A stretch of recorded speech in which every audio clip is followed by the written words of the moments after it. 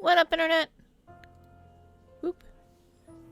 How is it going? Oh, let me turn off the cat cam because there's no cats here.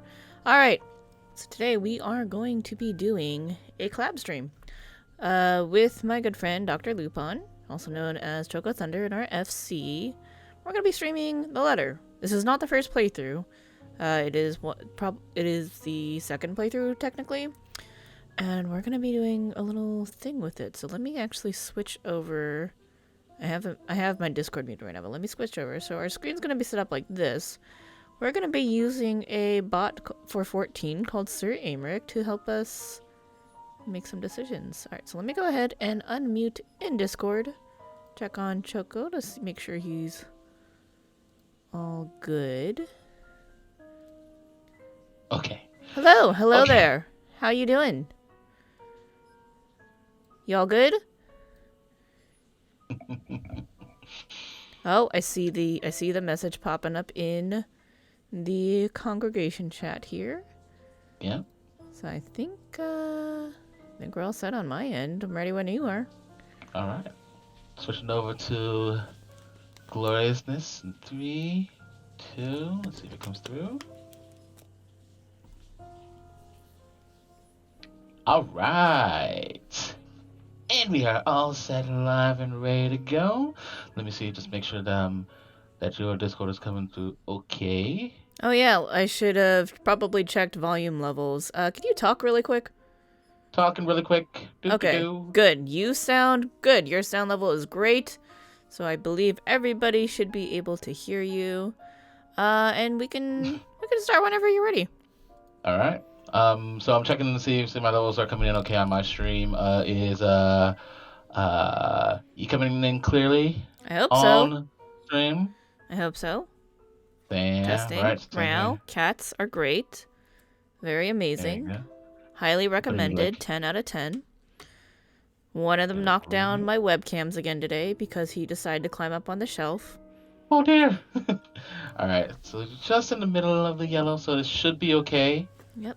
All right. And the game is where it needs to be. I am ready for some spooky dukes. I am also ready to use Sir Aymeric to make terrible decisions and get you killed. We're absolutely going to be doing terrible decisions. That is what I am looking forward to the most. Oh Jesus. I love dying. Oh, there's going to be a lot of it in there. I'm going to turn on flights because I'm dumb. Good job. Very proud of you. 10 out of 10. Oh, highly recommended. Why am I doing this? Oh, Jesus. Okay. Quick introductions. This is DrLupon / Choco here saying hello, hello, hello. I am Sparkling Parfait. I am a potato dragon. And we are diving back into the letter at a particular Parfait's behest because we did this like what, a year and 2 years ago? I forget when we actually did this proper. I want to say it was sometime last year. Yeah. I don't really remember though. Yeah. By the way, just going all the way through this game is just yeah, it's gonna be a no. We're still gonna be going back into it a second time. Now here's the thing. It's fine. You need to do it 6 times or something. I don't remember. It was a lot of times to get the true ending. That's true. So let's take a look and see. I don't know what continue will do. If it puts us into an area where I am not prepared for. Okay, what page is this? Where is this journal-wise? I don't know. I don't remember things. Oh, this is right at the end of the game. Oh, so we play the game, everybody. All right. Thank you for the stream. I'm not getting out of that easily, am I? No. I'm also why is it a little blurry on the quality for me? That's sort of weird, isn't it? That is. Let me take It's okay. The very bottom of the letter is super clear. The top is a little distorted, and I'm like, that's pretty weird. That's What if that shouldn't be happening. Yeah, I don't know. Oh, I made it clearer by shrinking the window a little bit. Okay. I don't really want to shrink the... It's fine. This is not that important part. because this is just the end of it, so we need to start over anyway. It's fine. Everything's fine. Okay. Don't worry about it. Okay. All right. So let's see. How do we start reviewing this? You finish playing the game in one way or another. And Okay. So I think we back to need the to main start menu. over and make a new game. So straight up new game. Because it should be tracking what you've already done, regardless, That's right. on your profile. That's right. I Okay. assume so anyway. So I'm just gonna go ahead and do a quick thing and look at my end just to check to see that my channel is also doing things okay. About as okay, it looks good. All right. Okay. Why am I so nervous going back into this? All right, it's fine. It's fine. Everything's gonna be fine. It's gonna be fine. I am ready to watch you die. Scheiße. Okay, and here we go. I completely forgot about that. That was great. I like that.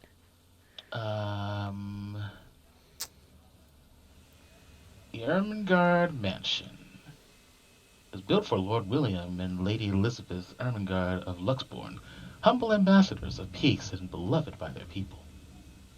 Both were well known for their compassion and generosity, never failing to extend a helping hand to anyone in need. Under their influence and wealth, what was once a small sleepy village grew to a prosperous and bustling town. However, the seasons of joy eventually ended when the good nobles perished at the hands of a great plague. Their riches and legacy were henceforth passed on to their only child, Lady Charlotte Ermengarde. Ermengarde. Ermengarde, yeah.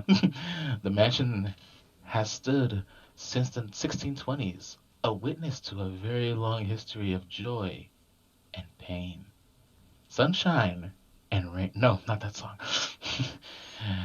After Lady Got Charlotte, a pocket full of sunshine? after Lady Charlotte committed suicide, the great house was eventually left uninhabited. And this is when it began. Ah, ominous thunder. Right? That's perfect timing.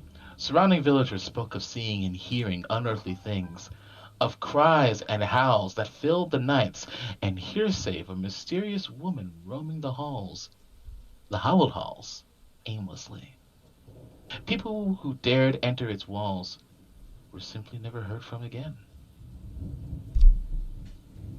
Even after 400 years, these stories remain. That's a long-ass time. What the hell?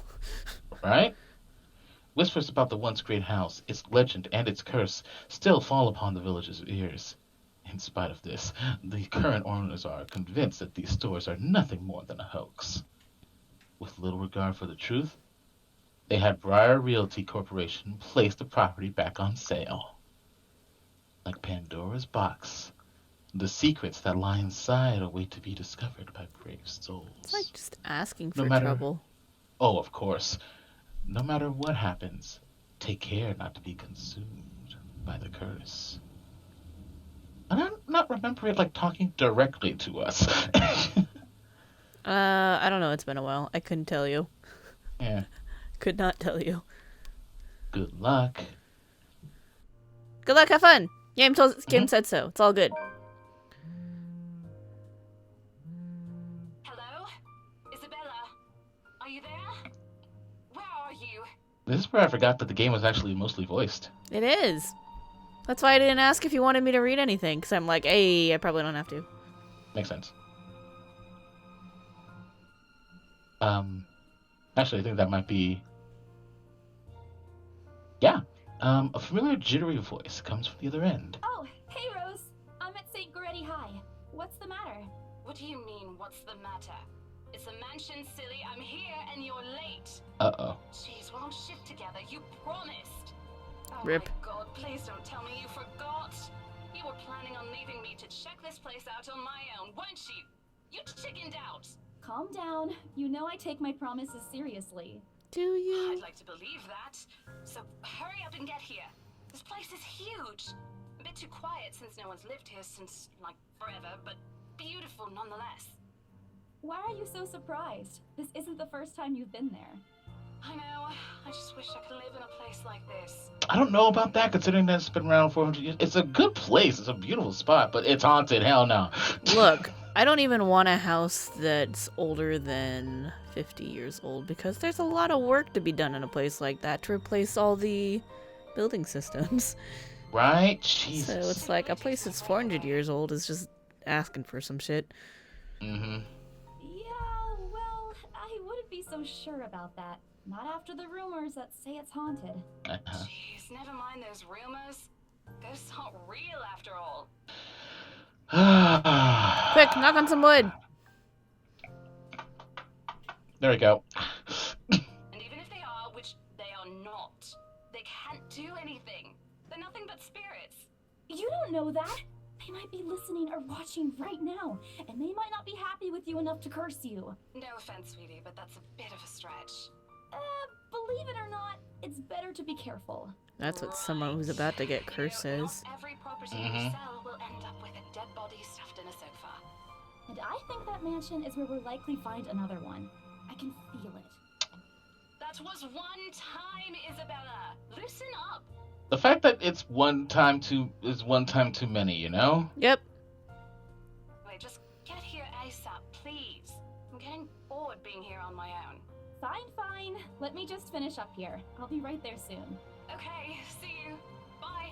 Sports Day! Sorry, I'm reading the poster in the back. Mm-hmm.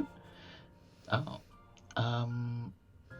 She hangs up before I can respond. Rose, still charming as Who ever. was that? I look up from my phone to see Rebecca. Becca, giving me a questioning look. Oh, that? It's just Rose. The one who trained you. Yes. You're working together again? Just for this property. We've been scoping out that big mansion down Ansem Village after the renovations. Today is sort of its grand opening to the public. The RC wants to give it one last check before we let potential buyers tour it this afternoon. Hold on. Is this the same mansion you've been telling everyone about? Didn't you keep saying how it just gave you the creeps? Spooky You Dukes. actually went there, and you're going back? Well, I did promise Rose I wouldn't ditch her. And besides, a job is a job. Gotta do what Job's you a gotta job. do to make a living. Sorry. A little cloud just came out from there. As soon as those words leave my mouth, Becca lets out a soft chuckle. What's so funny? Nothing. It's just that I didn't expect you to say that. Coming from you, it sounds so out of character. Given the fact that there's going to be a lot of out of character moments thanks to Sir Emmerich, yeah, probably. I mean, no offense, but you've been freaking out ever since you got assigned to it. Was she always animated like this? I believe so, Okay. yes. I just honestly thought you'd back out. obviously don't remember. Not all the time. It's I been could so really long. use a huge amount of cash right now, and this is just the fastest way to get it. Plus, listen to this. Briar Realty wants it sold as soon as possible, and the agent who lands the deal is going to get a huge bonus. They never give bonuses like that. Getting that would make life so much easier. They're desperate, I'm desperate, it's perfect. A sympathetic look crosses her face. You know, if you're really in urgent need of money, you could have just asked me. Or Sounds Ashton. sus. We can Mhm. always let you borrow. And you Ashton. can pay us back whenever. Yeah. I have to keep myself from groaning out loud. In years I've known her, I can already tell what to expect once she has that expression. Becca, I've noticed that you've been living off instant noodles these past few weeks. That's the college kid life. Yep. She crosses her arms and grimaces at the thought. Her voice slightly rises as she begins to scold me. Instantly, I'm reminded why Becca excels at teaching boisterous teenagers. Stop eating junk. They're cheap, but they're not good for you. You'll definitely end up in the hospital if you keep at it. Oh! Oh, here we First go. choice! Alright, so we're gonna choose. I eat other things too. Or you're not my mom. Alright, Emmerich says you're not my mom. Here we go, Emmerich. Oh, wait. Oh. So this game has relationship statuses all around. Haha, you depending on tanked. how you, depending on how you respond, they can either go up or they can go down. That one Yeah. Good Oh job. dear. I press my lips together and roll my eyes at her. I'm not entirely sure how I should feel when she goes on her mother hen mode. She means well. I'm glad someone's looking out for me, especially with my family living on the other side of the globe. But Becca's bossy attitude can be such a pain at times. She's more overbearing than Mama, and that's already says a lot. You're not my mom. I didn't say I am. Nope, but you're acting like one. You don't need to boss me around all the time. She gives me a completely unimpressed look. Immediately, I brace myself for another round of reprimands from her. I'm not bossing you around. I'm just telling you to at least mind what you're eating. Remember what happened last year? You ended up bedridden for 2 weeks after eating something bad. And I ended up having to listen to you cry about how those absences would take a huge chunk out of your paycheck. Yo, that's the Do you poor want people that to life. happen again? That's how it No, be. Mom. Yep, only a loud, frustrated sigh comes from her while she pinches the bridge of her nose, likely to help ease a headache starting to form. I bite my lip to keep myself from laughing out loud at the image she makes, expecting her to say more. But when at last she looks up, she simply carries a resigned expression on her face. Oh, I'm serious. Not my mom, Rebecca. Maria You're not Isabella my mother. Grace. But you sure act like it. That is first and last name. And, yeah. I didn't Full realize name. Isabella was her middle name. Yeah, that is full name right there. It's just like, uh-oh. I shut my mouth after that. Although I know she's not really angry, I don't want to push it. An angry Becca isn't someone I'd like to cross paths with in my lifetime. I'd seen it happen. Wasn't pretty. Yeah, I'll stop. I grumble, but she doesn't seem to care much, only giving a small acknowledging nod. Good. Look, if you need anything, tell me and I'll help in any way I can. You don't have to do this alone. Thanks, Becca. I really appreciate it, but you don't need to keep babying me. You've been taking care of me since after I moved here. You have to take a break sometime. It's true, you know. And before you ask again, no. You know I'm not a fan of borrowing money. And I'm not going to ask you to give me what you earned hard for yourself. Aw. You and your pride. But suit yourself. The offer stays on the table, though. I nod in response, if only to get her to drop the topic. But I'm pretty certain I will never take that offer. Ever. It has nothing to do with pride. I've simply seen plenty of times how friendships can take a turn for the worse just because of a few unpaid debts. I don't want something like that to happen between me and Becca. We may argue about a lot of small, petty things, but she already feels like a real sister to me. I mean, I that don't wanna shit's lose only that a friendship problem over- if you don't pay your debts back. Right? I don't want to lose that friendship over something so trivial. Becca's movements, when she takes a quick glance at something behind me, snaps me out of my thoughts. Well, enough chit-chat. Lunch is ending, and my students will be back any minute. We can catch up later. Good luck with your clients. You better treat us to lunch or something if you get that sale. You bet! With a small smile, she returns to her desk and begins sifting through the pages of a rather thick history book. Sorry. She's probably working on next week's lesson plan. Or trying, at least. Her eyes are distant. She doesn't seem too attentive to whatever is on the page. Since she heard my thoughts, Becca starts coughing heavily. Her hand hastily goes to her mouth to stifle the sounds. And this is precisely why I followed her here. For someone who makes a habit out of worrying about other people, Becca sure forgets how to take care of herself. Hey, you sure you can manage on your own? I mean, you're still a bit feverish. Hush, dear. Don't you worry about me. Oh, that's a sign of the times. Feverish at this point means you ain't coming into work. Quick, someone get her some emergency. I'll just drink some medicine and I'll be right as rain. I level her with a flat look. She has had a cold for a couple of days now. Something about the strange weather not agreeing with her lately. And despite my advice to take the week off and rest, I found her apartment empty when I dropped by this morning. She even left the medicine her doctor prescribed. Look who's being stubborn now. You shouldn't even be working right now. Seriously, you big baby. I'll be fine. For now, just go to work and stop making that Rose girl wait for you. Right. I mean, call you fair if I point, still but she feel should bad. still take her You can meds. Come pick me up Yep. if it makes you feel any better. She's offering me a reassuring smile, and I can only sigh. Why do I even bother? There's no stopping her when she's decided on something. Defeated, I reach inside my bag to pull out the same bottle of medicine she left earlier. Nice, you swiped it. Looks like Robitussin. She looks at it warily when I place it in front of her. Unfortunately for her, this is the one thing I'm not letting her have her way. Alright, but don't forget what the doctor said. Drink this on time. I'll see you later, okay? There's an amused gleam in her eyes when she shifts them back to me. Look who's playing the mother hen now. Rebecca! Okay. I won't tease anymore. I'll make sure to drink it, Mom.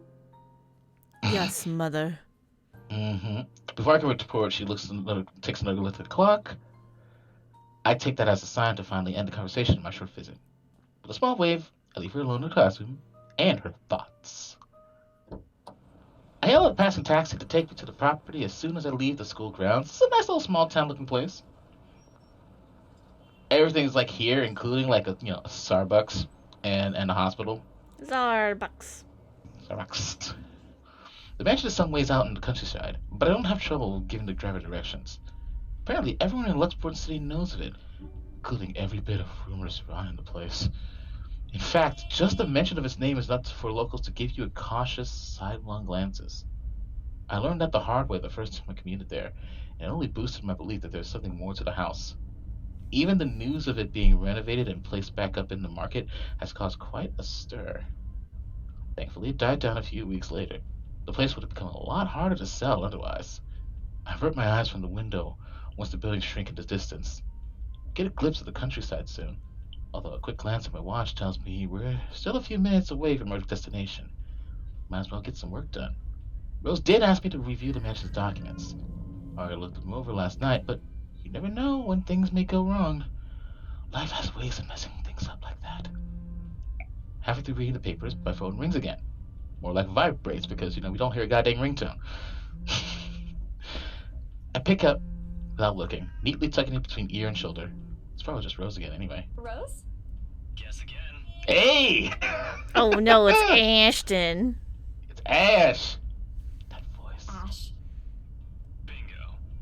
Hey, what's up? Just checking if you're still cool later this evening. You mean that thing with Zach? Yeah. He even called in the middle of the night just to remind me. No, don't worry. I didn't forget. I'll be there. Cool. I'll see you later. What time do you get off? Around 6 p.m.? Oh I no, we're don't living in know. the It's the past. first day of the Ermengarde Mansion's open house, and we're expecting quite a number of potential buyers. I'll be booked the whole afternoon. Ermengarde Mansion? Ermengarde! Mansion. Ermengarde! You know, the big Jacobean mansion at Anselm Village. I'm on my way Jacobean? right now. Actually. Really? Jacobian? Is that not Jacobian? It is Jacobian. Jacobian? Eh? I have Okay. questions. Same here. Oh, hello, Darjeeling. On your own? Yeah, well, Rose is already there, but yeah. I see. Looks like the scaredy cat finally toughened up. Shut up. Shuckles.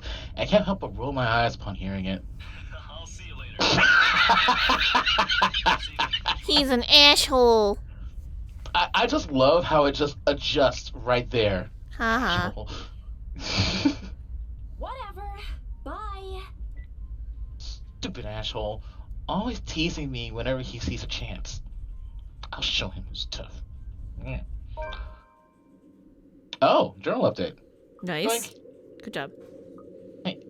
October 21st. We are in the past, but slightly. Before going to the Ermengarde Mansion, Isabella Santos dropped by Sankaretti High School to... Oh, fuck, why is it already Search there? up Jacobian Museum. We're not talking about Jacobian matrices. Oh, No. Oh, dear. alright. I'm gonna Google this. Oh, Queen Mansion. do it. Do it. While you do that, I'm gonna go ahead and share the stream with a few other peeps. How to pronounce Jacobean? Jacobean. It should be Hold Jacobian. on. Jacobean. Jacobean. Eh? Jacobean. That's how you pronounce that, apparently. I... In any case, It's not Jacobine. It's definitely not Jacobine, but apparently it's not Jacobian. This is like that's interesting. Thanks, Google. Google. Oh dear. I learned something. The more you Same. know. The more you know. Oh, here's some information about Isabella, whose full name is Maria Isabella Grace Cruz Santos. Dang, not full. Alright, cool. So Becca forgot 2 names, so that means she's in the clear. Yes. Oh, that's true. And here's Rebecca. Okay, we don't have anything for Rebecca. But we do have all this. We don't have anything for Ash, but we have a lot of stuff for Isabella. Ah. Oh, she's Filipino! She is. Roman Catholic, too. Fair. Fine arts undergrad. Like cinnamon rolls. She's sweet like a cinnamon roll. I want a cinnamon Dogs, roll. Food, right? Police procedural dramas. So like CSI or I don't know. teleseries? Is that how you say that? I don't know. Alright. Comedies and karaoke. Teleseries. Yeah. Pronoun. Teleseria. Teleseria. Teleseria? Yep, Teleseria. I'm learning things today. Same. I'm expanding my vocabulary. I am in the process of sharing the streams, both streams, with peeps. Doink. I promise I'm only yawning because I had a long day at work. It's all good. Judge me. And so you can get a double link in here.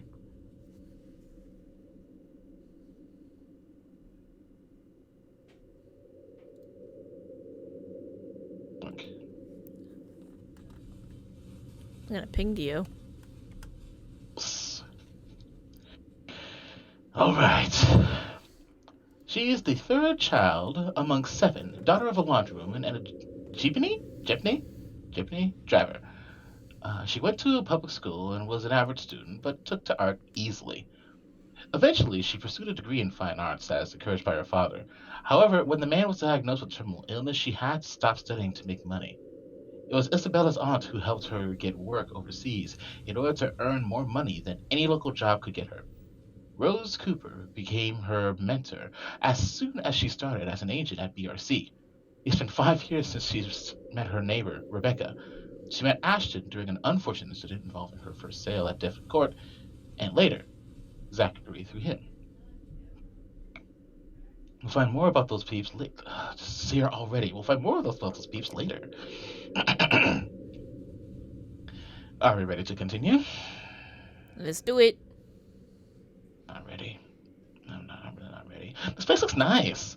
I mean, nice now than how it looked in this beginning part. Well, considering how it's 400 years old, that's pretty good. Yeah. It takes a few more minutes until I finally reach the infamous mansion. I have to admit, the entire property does look wonderful from the outside. Yet despite all of this, it does nothing to hide that something is just wrong. The surrounding area is unusually silent. The only rustling of the leaves can be heard by the occasional breeze passes. While Ansem Village is just a few miles away, everyone keeps their distance on purpose. Perhaps out of fear, the horror of falling under Mansion's curse. Somehow it makes me feel sad. The lack of immediate human presence just makes this place all the more eerie than it has any right to be. It's uncanny in broad daylight. I can't imagine how this place looks like at night. I don't want to imagine how this place looks like at night. We already know. It's fine. Yeah, I mean, you say it's fine, and it's not fine. I'm just like, It's fine for me because I'm not the one playing. God damn it. Ugh. I don't have to do the QTEs. Oh, you're right. Planning to go inside that place, Missy? The voice nearly makes me jump out of my skin. Without completely taking my eyes away from the house, I get the driver a confused nod. A beat passes while I wait for him to say more, but His only answer is a non-committal, Belatedly, it occurs to me that he must have been waiting for my payment. I mentally slap myself for spacing out and promptly hand him the fare with an apologetic look, expecting him to leave as soon as I've paid, but there's a hesitant expression on him, as if something hasn't been said yet. Is there something wrong? Look, Missy, I'm sure you've heard what the people are telling everyone about that place. I like how they are voicing the faceless and nameless taxi driver. Right? That's Nobody kinda likes cool. to be disturbed when they're at I like peace, that. and I'm pretty sure whatever they say is in their house. Doesn't want to either. I admit they did a good job fixing it up, but there must have been a reason why even distant relatives of the family who used to own the house never lived in there despite inheriting it. No wonder they wanted to get rid of it. Maybe they just didn't like it? You never know. He drives off after, but what he said has left a foreboding feeling in my gut. I breathe out a heavy sigh as I approach the house. After hearing enough of the rumors, I should have expected the conversation to take that turn, but I'm already here. Backing out is completely out of the question, especially considering the fact that you don't have a ride now. Your ride's gone, and Uber ain't gonna get you. Excuse me. I only have a choice anyway. You want to get that bonus and commission, one way or another, I've got to sell this property. Get that cash money. Right? The door is ajar when I get to it. However, while my own copy of the keys dangle uselessly in my hand, Rose must have left it open when she arrived. That's weird. We may be the only people here this early, but I've never known her as someone careless. Entering, what greets me inside leaves me gaping. They've cleaned every corner, waxed the floor, dusted the antiques, searched every nook, cranny, and crevice, and made it spick and span. Wow, All for both the sake of spick and span? Yeah, god dang. All for the sake of making the mansion more enticing to the modern day lords and ladies. You know, for rich parties that makes me cry anytime I think about them. My wallet. My wallet's crying. But no matter how hard they try, the mansion still looks as soulless as ever. And as though it's going to eat you alive. Oh, thank you, The Isabella. house is hungry. I've Ah! already read several books about this. If you ask me, they should have just listened to what other people have been telling them and just leave this place alone. Some things in this world are better left alone, never to be disturbed ever again. Rose? You thought that the dinner party was for rich people, but the dinner party is for the house.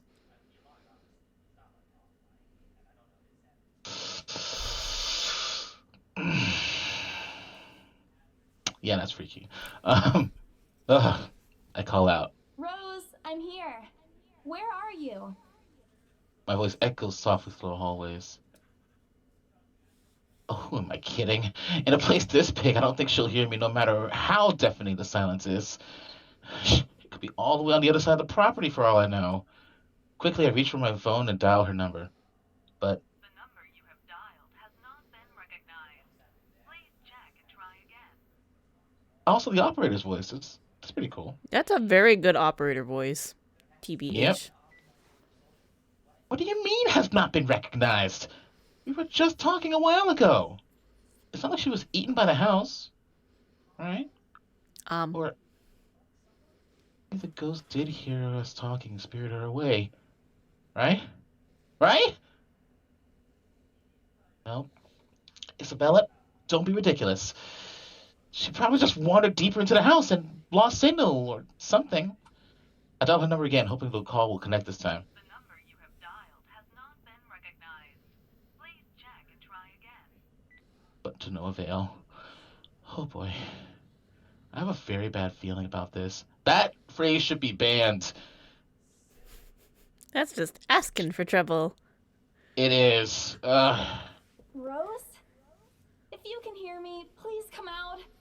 Come on, Rose. This isn't funny. You know this place gives me the creeps. I dig the echo. Good effect. Right? No answer. This isn't going to work. This place is big. She could be anywhere. I need to start looking for her. I take a deep breath before venturing deeper into the mansion. Taking a couple steps forward, I noticed something move above the grand What staircase. the hell? Rose? Rose, is that you? Not funny. I'm leaving you if you don't come out. Not coming out, huh? Fine, I'm going.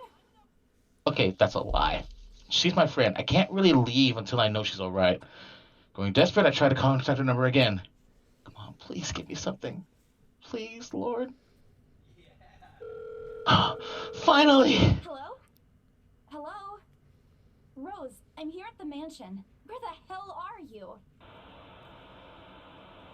Fuck. She doesn't respond. There's also heavy static coming from her side. I sincerely hope it doesn't get cut off again before I can get an answer from her. Rose, come on. Where are you? Hey guys, static coming out of your electronics? It's Never fine. a good sign. Never a good sign. I'm sure it's nothing. I don't believe Don't worry you. about it. You're perfectly safe. There's no one else here.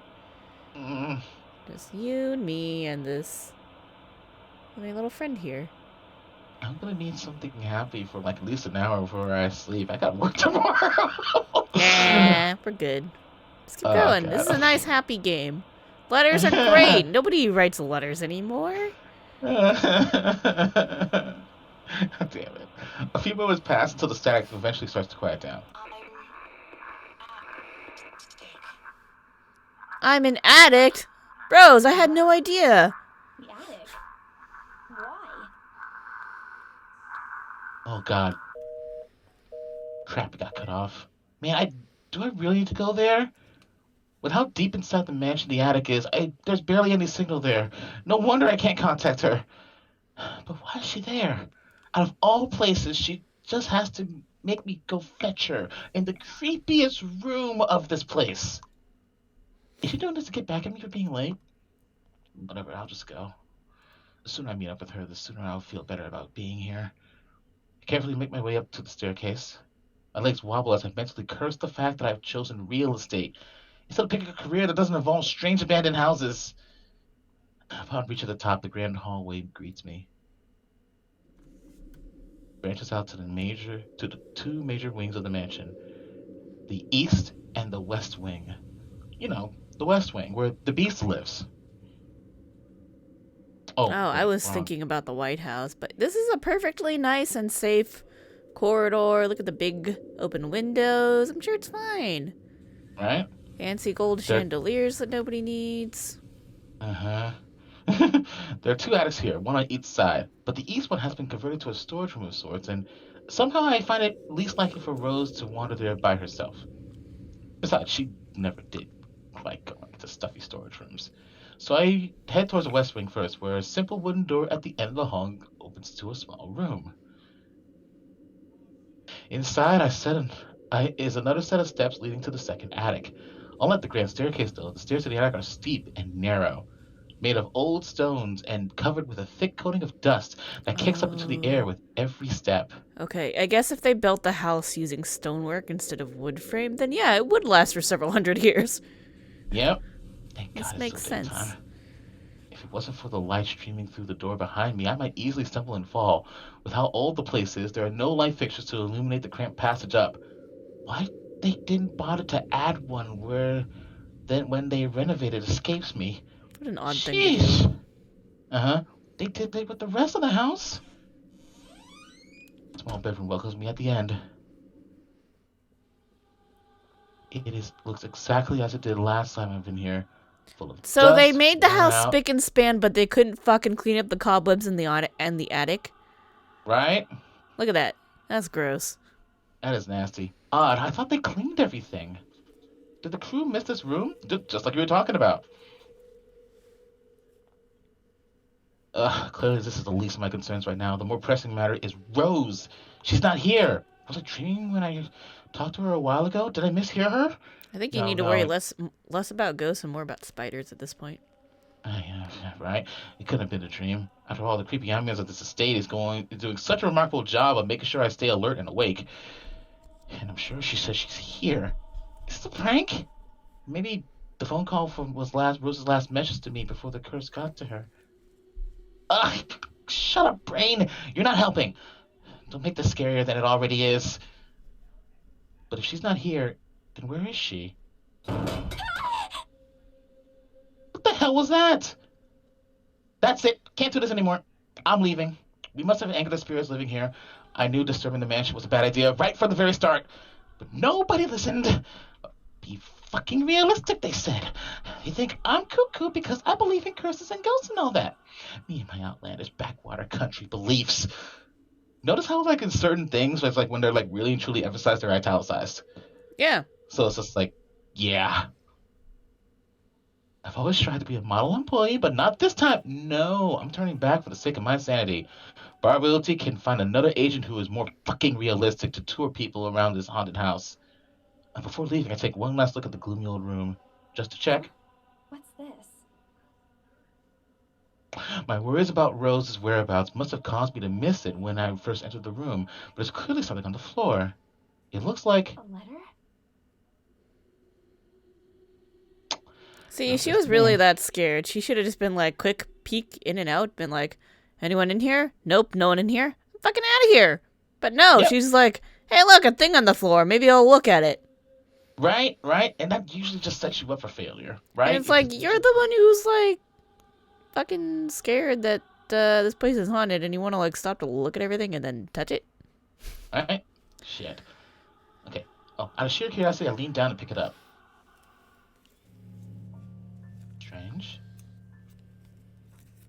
I don't recall seeing this last time I was here. A few days back, me and a few other agents inspected the mansion to prepare for today.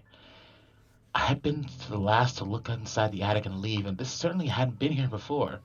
Someone must have left into this room since then. Did Rose leave this for me? Was she here a while ago? I couldn't have missed her, though, could I? There's only one set of stairs leading to the attic.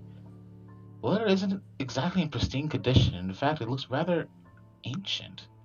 The paper is so thin and rough, I'm worried it'll fall apart as I touch it. With great care, I open it up, and what I read shakes me to my core. What? Oh my god. Nothing but the words, "Help me," fills the page. All of it, seemingly written with a crimson-shaded pen. Or blood. Most likely blood. I go, Yeah, why would you use a red pen? That's just weird. the same phrase just goes on and on until...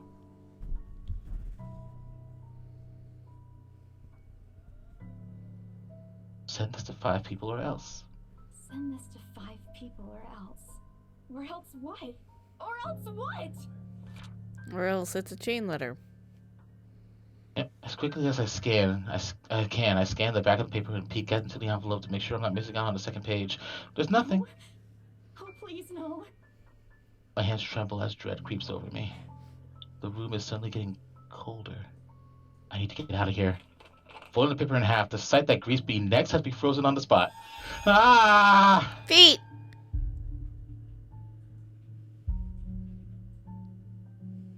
A pair of blood-soaked feet enters my field of vision. Covered in gaping wounds, with skin eaten away to reveal flesh, bone, and all manner of things one isn't meant to see. My dude, I think you have a really bad case of eczema.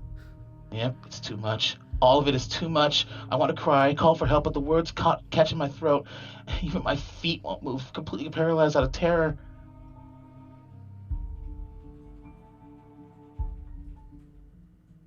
Well, Emmerich, what shall we do? Oh, okay. Choose. Be brave. Oops. Brave. And look up. Or close eyes and pray. Close eyes and pray. There we have it. I think I did this last time. Thank you, Emmerich. I would have shut said my to eyes look up. tight. Muttering fervent prayers under my breath. Our Father, who art in heaven, hallowed be thy name. Thy kingdom come, thy will be done, on earth as it is in heaven. Prayers taught me as a child by my mama and my papa slip out endlessly through my teeth. Because God, oh God, if you have to listen to any of my prayers, please listen to this one. And if God doesn't listen, at least I won't see the thing that kills me. Hold comfort. I wait. And I wait some more. But when nothing happens, I dare to take a peek. only to find the ghost, the thing, whatever it is, gone. Relief washes over me as I shakily get up to my feet and back away towards the door. Wrenching it open, I slip out without a second thought and make a run for it, down the stairs and onto the hallway. I take a look back to make sure it isn't behind me. Any other person might have stopped, dismissing as a trick of the light and an overactive imagination, but I am not taking any chances. I'm not giving that thing another chance to catch me off guard. I don't think I'll ever feel safe again until I get out of here. Whatever that is, every warning bell in my mind is telling me that it's going to jump out at any moment and get me while I'm still in this place. I told them! I freaking told them! Oh man, oh man, oh man! Racing down the stairs, a breathy laugh escapes me and my shoe slips and I find myself falling until my back hits the ground and pain racks my body. That sounds terrible. Back pain's no Oh. joke. Oh. Nope. My Well head goes then. fuzzy and my vision dims as I fight to stay conscious.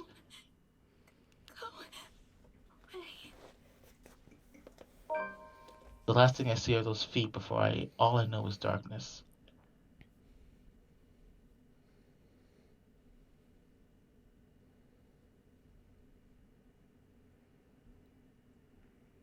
That's some extended darkness. That is an extended darkness. Buzz breaks the silence. I start to rouse, pulling into consciousness against my own will. I've never felt this tired before. I just want to sleep, but the instant buzzing, poking, and prodding isn't letting me. My old mattress may not be the comfiest of places, but that doesn't make me any more eager to wake up. 5 more minutes, Becca. I swat away at what is nudging persistently at my side. Come on, can't I just get a few extra minutes of sleep today? I promise I'll work hard once I'm up. A hand lightly taps my cheek, and something cold is suddenly pressed at the back of my head. Yes, sensation slowly spreads through the area, giving me an uncomfortable feeling.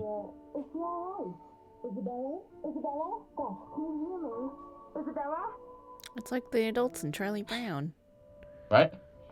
The fog immediately lifts from my mind the moment I recognize the voice and my eyes snap open. They're looking down at me. There looking down at me is Rose. Another woman loiters beside her, but my attention is too focused on my co-agent to even ask why there's someone else with her. Rose's posture just screams worry, although she's keeping a straight face, or trying at least. I can't help but feel bad for making her fret. A wave of dizziness washes over me as soon as I try to get up, forcing me to lie back down again. Luckily, the feeling subsides a few seconds until only a mild throbbing somewhere the back of my head remains. With a little assistance from Rose, I push myself upright. She hands me an ice pack and gestures for me to press it where I suspect a small bump has already formed, and if the light ache in the area indicates anything. All right, Isabella, where are we? The Ermengarde mansion. Why? Ow, my head. And the date today? October 21st? Rose. Last one. Can you count to 15 in reverse order? 15, 14, 13, 12. Good job. That's wrong. That's very wrong. Why are we doing this? She's just checking if your injury is in any way serious. This time, I curiously regard the woman standing beside Rose. It's impossible to overlook her, well, the way she towers over us. Here I thought Rose was already tall. Who is she anyway? One of the remaining cleaning crews?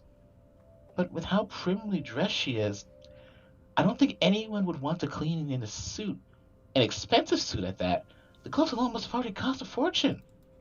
Her eyes slowly shift between me and Rose, considering us with an almost unreadable expression before finally fixing a sharp gaze on me. I can't help but fold my arms protectively over myself as she does so, and I click out the screen like a genius. Good job. She may be from a cleaning crew, but she certainly looks like our supervisor during evaluation. Just do it, please. I am both warily, but recite everything as she has asked. Rose releases a breath of relief once I'm done. You scared me for a moment there. I was about to call for an ambulance. Are you all right?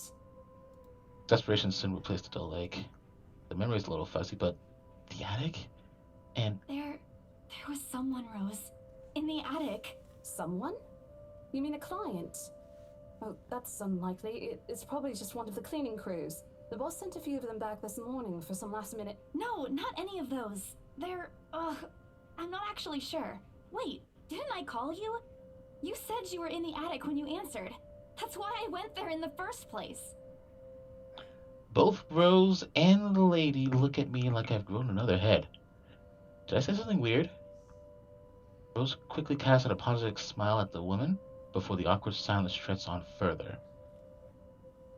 It's her saleswoman smile, the same one she taught me back when I was still her trainee.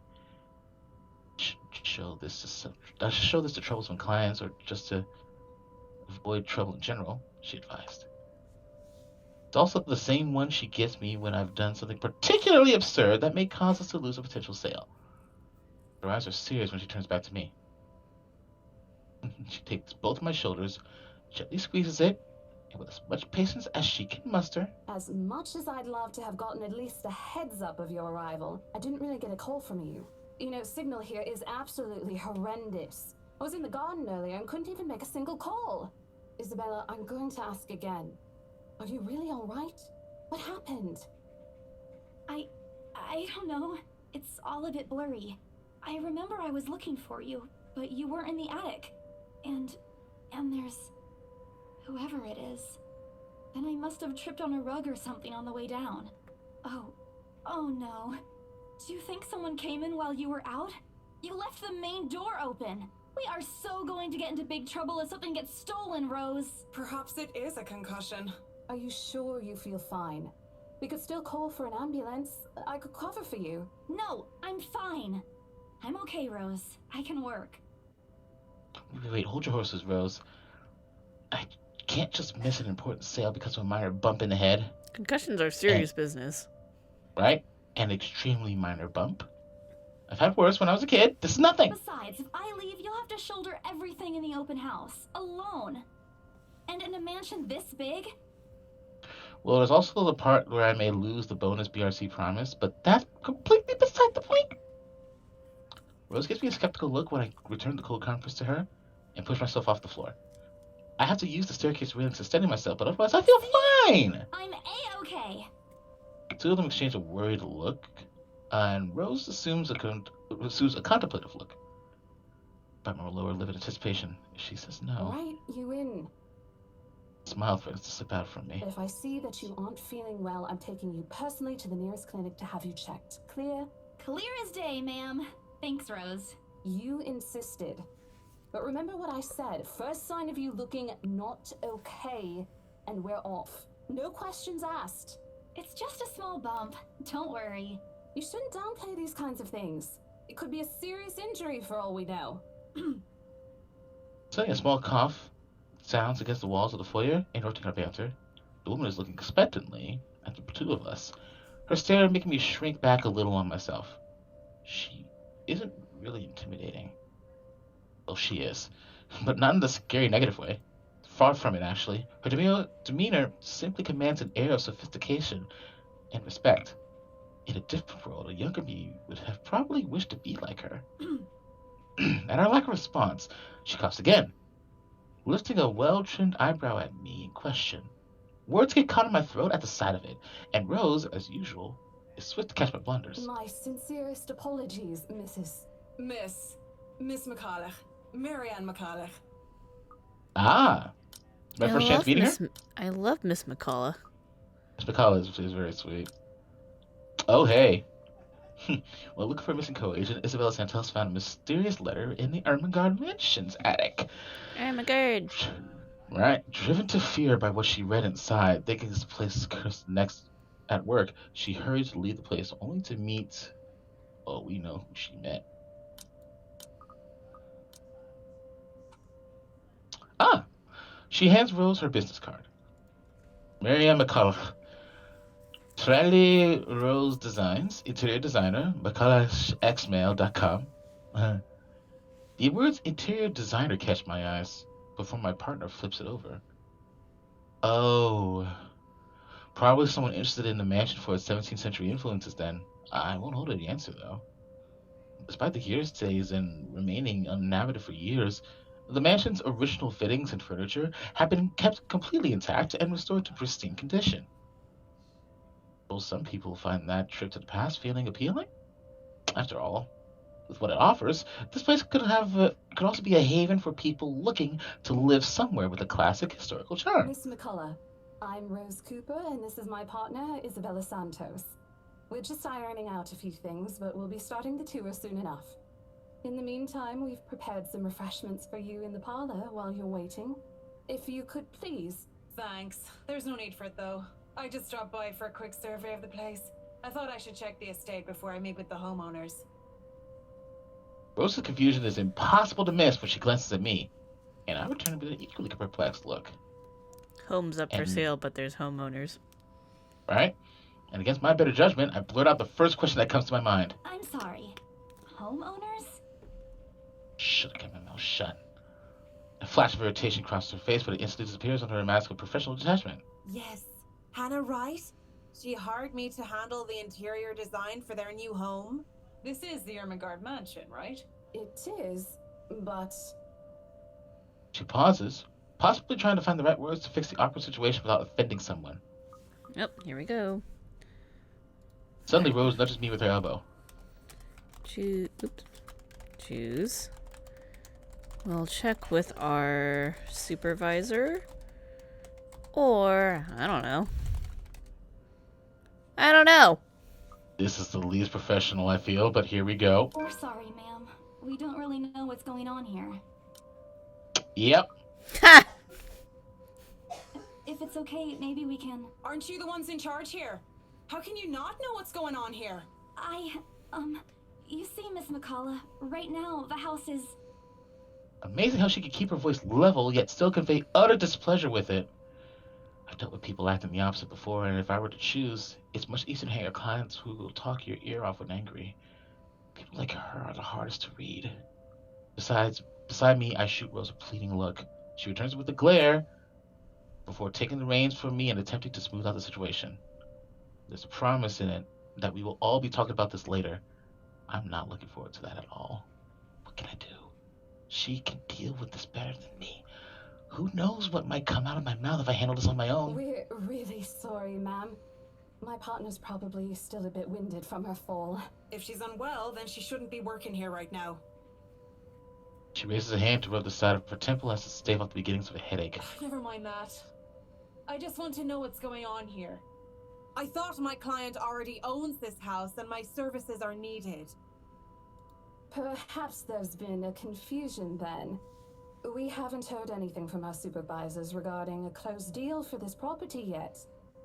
In fact, today's only the first day of our open house. If you wish, we can call them and confirm for you. That wouldn't be necessary, but thank you for being direct with me, Miss Cooper. I already thought something was a little odd earlier. If you'll excuse me, I need to talk to my secretary. With a slight wave of her hand, she leaves us. There seems to be an end of it. Both Rose and I breathe a sigh of relief. Disaster averted. Still, I've already prepared myself to dial the number of our Luxformer office and check, even if she didn't ask for it. I'll be very frustrated if for some reason something has already been decided without my or Rose's knowledge. Rich people. It's a whole new level of unfair. You're working hard on this. Moments later, Miss McCullough returns, look a little frustrated, but with an apology clear in her face. I feel a little sorry for her, having to go through all this trouble. There seems to have been a little misunderstanding with my client. If you'll allow it, I'd like to stay and wait for them here. I was informed they'll be dropping by for the open house today. I figured it'd be a waste to just leave after that long drive. I might as well meet him here. Certainly. You can stay at the parlor in the meantime, ma'am. I'm sure it won't be long before our guests arrive. And, Isabella, I left a few documents in my car. You know where I keep those. Can you please get it for me? Rose takes a glance at her wristwatch before tossing me a set of keys. And hurry. We've still got a few minutes to double-check those papers. Okay, got it. The two of them disappear behind the parlor door. Ooh. What new? Was something on the timeline? Ah, next. Rose Cooper, along with the woman who introduced herself as Marianne McCullough, found Isabella Santos lying unconscious in the mansion's foyer before the open house start. That's horrible timing, actually. I like how the letter is just casually sticking out of the side. Right? Behind the page. It's unsettling. Unable to recall what's happened prior, Isabella insisted on working despite her co-agent's worries about her well-being. Yeah, not a good idea. Two of them disappear behind the parlor's door. Their departure brings with it a stillness to keep me company, neither welcoming nor comforting. Alone like this, it's impossible not to think of what really happened. I wish the memory isn't as elusive as it normally is. Then again, Rose already said she didn't receive any call from me. It's just paranoia. A temporary lapse after having heard all those tales about this place? Probably. I want to think of it as such. Better not to think of it as such so I can work in peace. A small part of me, my mind, begs to differ. And if I'm going to be completely honest with myself, I want nothing more than to leave this place as soon as possible. I don't know what's in this house. I don't want to know. The keys Rose have just digged into my palm, its jagged edges creating shallow ridges on my skin. My heart, I'm clutching it. It's a reminder that all of what I still need to do, and why I've taken this job in the first place. Hugging my blazer closer to my body, I exit the house to get what Rose has asked from me. Just a few more hours, Isabella.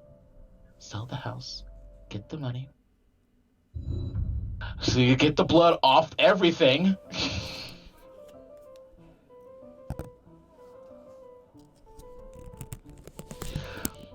I forgot about that. I don't know what you're talking about. I didn't see anything. Jesus. A flock of people have already gathered in the mansion's front yard by the time we officially open the doors. I'm not sure whether I should feel baffled or underdressed, standing in their presence. Men and women of wealth and status, all dressed to the nines in fancy suits and lovely dresses of varying colors, compose the medium-sized crowd. Their necks, arms, and fingers are adorned with silver and gold, glinting in the afternoon sun. Oh, this is ritzy. Fancy. Some even have ridiculously fancy feathered hats on their heads. Go figure. I really hope there aren't any magpies living nearby, like in the stories. Those birds will have a field day in this. They're murmuring among themselves. As the birds go by in the background. Right? Looking at the estate's facade appraisingly, with some arguing about whose mansion has the superior architecture. But most of it stops as Rose calls for their attention. They don't look too pleased at being ordered around, but what can they do about it? Ladies and gentlemen, I'm Rose Cooper, and this is my partner, Isabella Santos. We'll be taking a tour of the mansion in 2 groups. Please make sure you filled up our sign-in forms before joining a specific group. Tour time! Those who want to look around the first floor, please follow my partner. I'll be guiding the ones who wish to see the ground floor. Hearing this, a few wanted to meet. There's mostly old ladies who seem daunted at the idea of climbing all those stairs. Oh, there they are.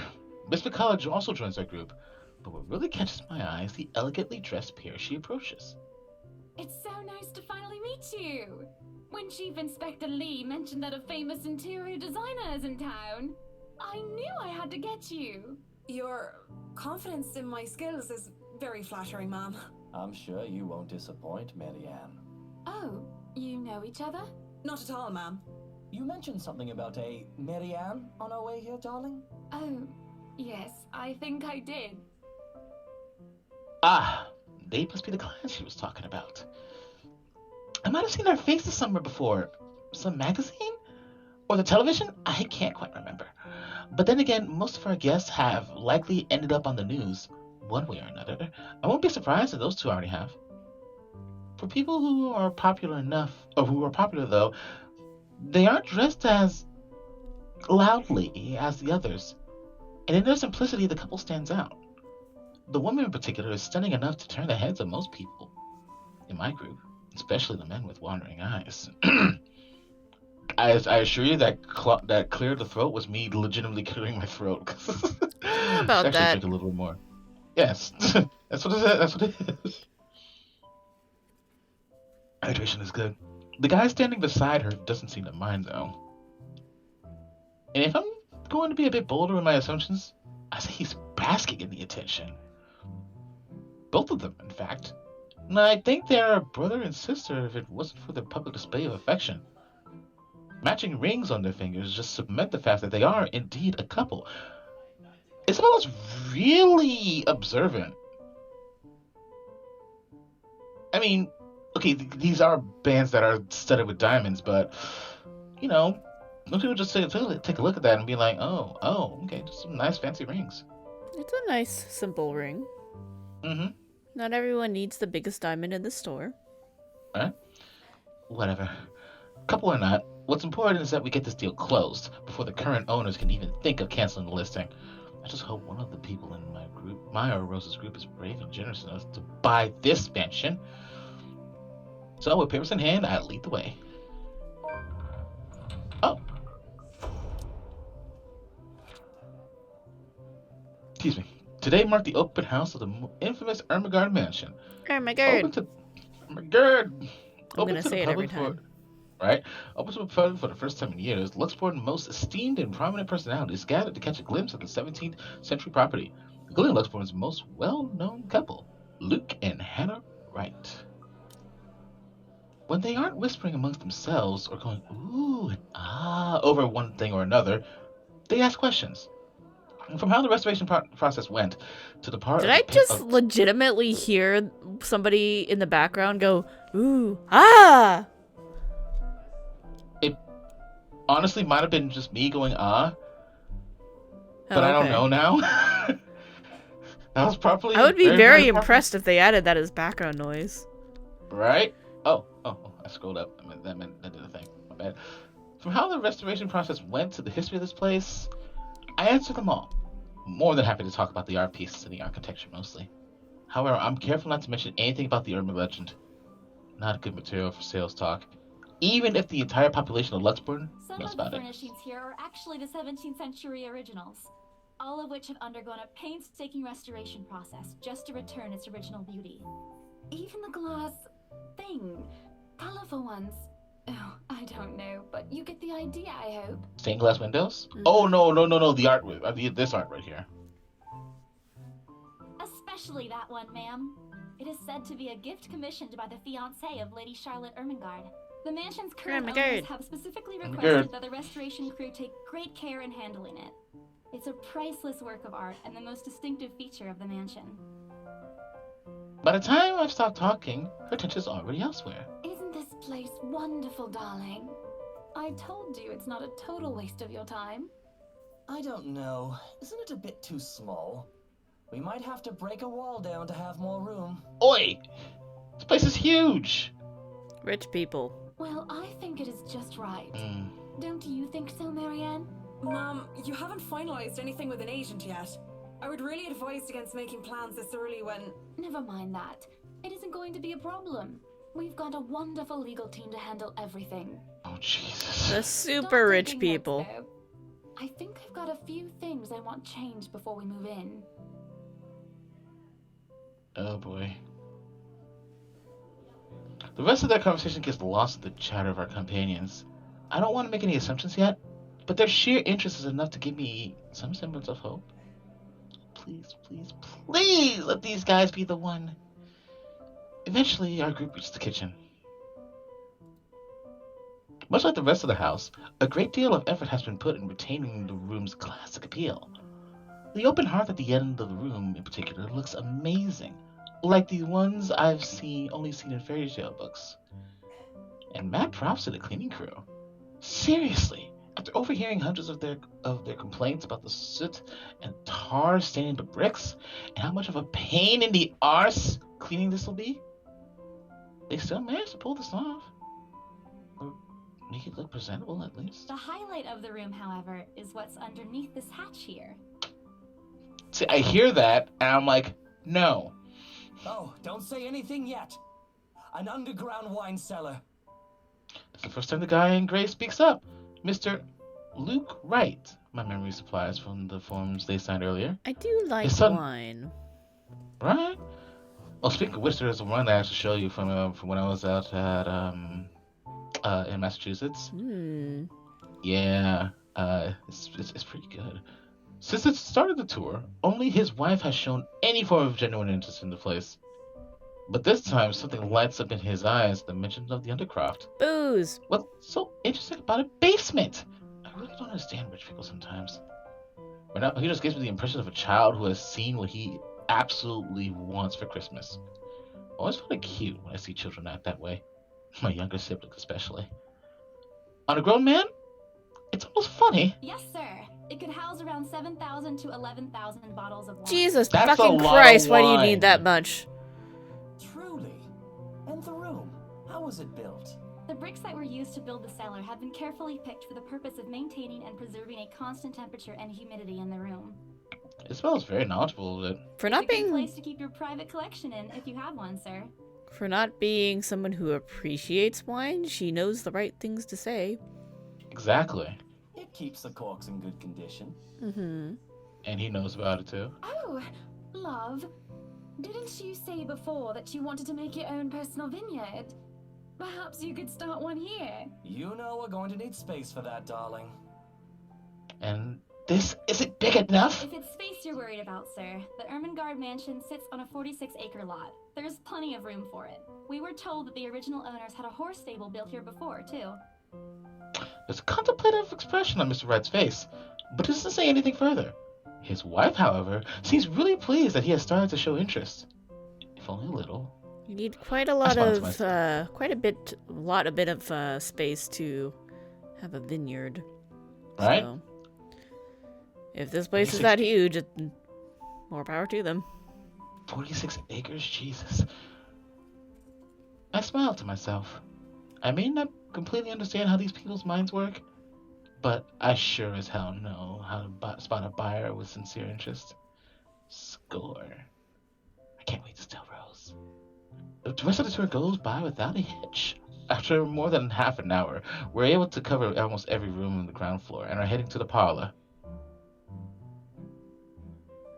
Funny, first time BRC had us survey the property, I kept complaining to Rose how big it is.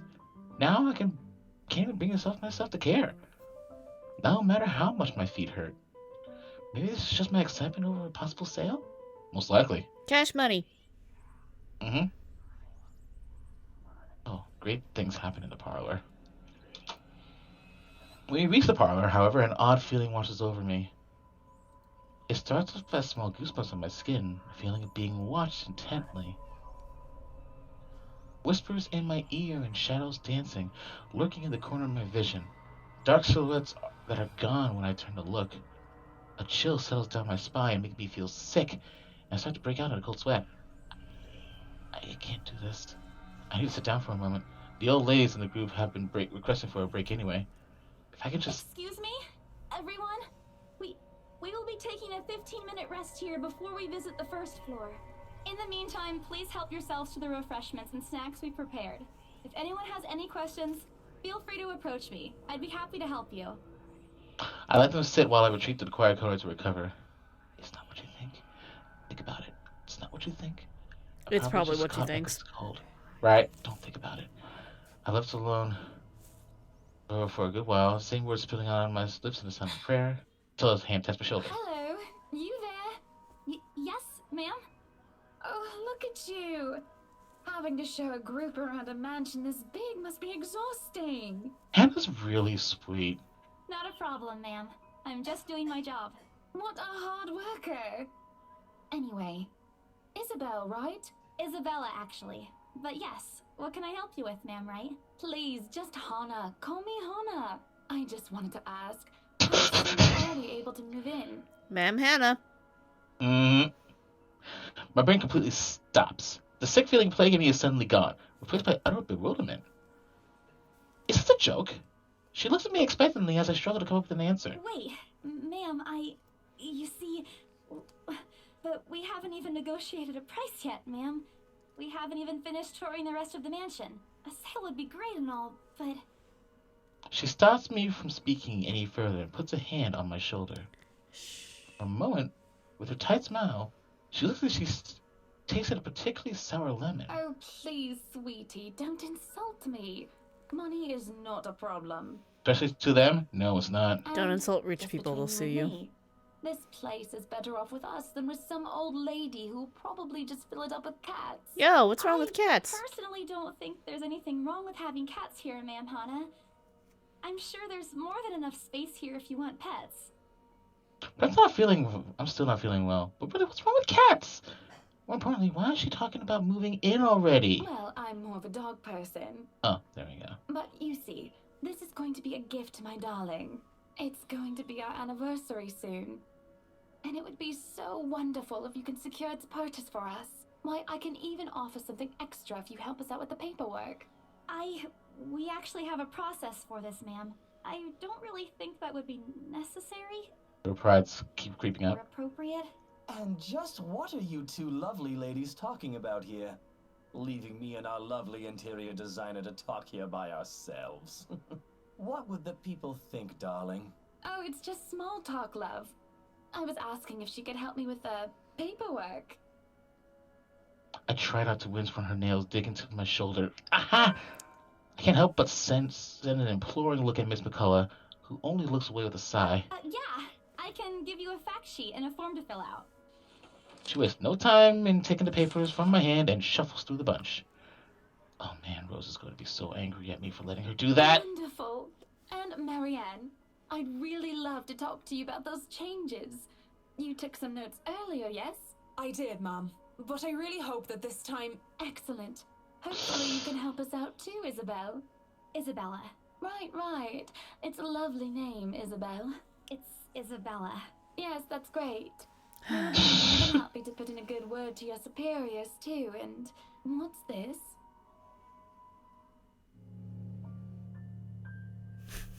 Nice. Fuck. A look of confusion and disgust appears on her face. Turning to her husband, he merely shrugs in reply. That's, an interesting work of art. Not to my taste, though. I'm sorry. Darling, Buttercup, art is a complete overstatement for this garbage. It looks like a cheap prop from a D-list horror film. Shush, love. Let the girl do what she pleases with, what do they call this? Oh, forget about it. At the very least, it's not as dreadful as the one art exhibit I was forced to attend last month. You should have seen it, Marianne. Even you would have been appalled, but I'm sure you'll know what to do with our walls once we get started. I highly doubt it is as bad as you say, Mom. Nevertheless, you can be assured that my team will only pick whatever suits your tastes. Nothing of this chain letter sort, of course. It has to always work with a palette. I'm quite sure chain letters these days don't come in this form.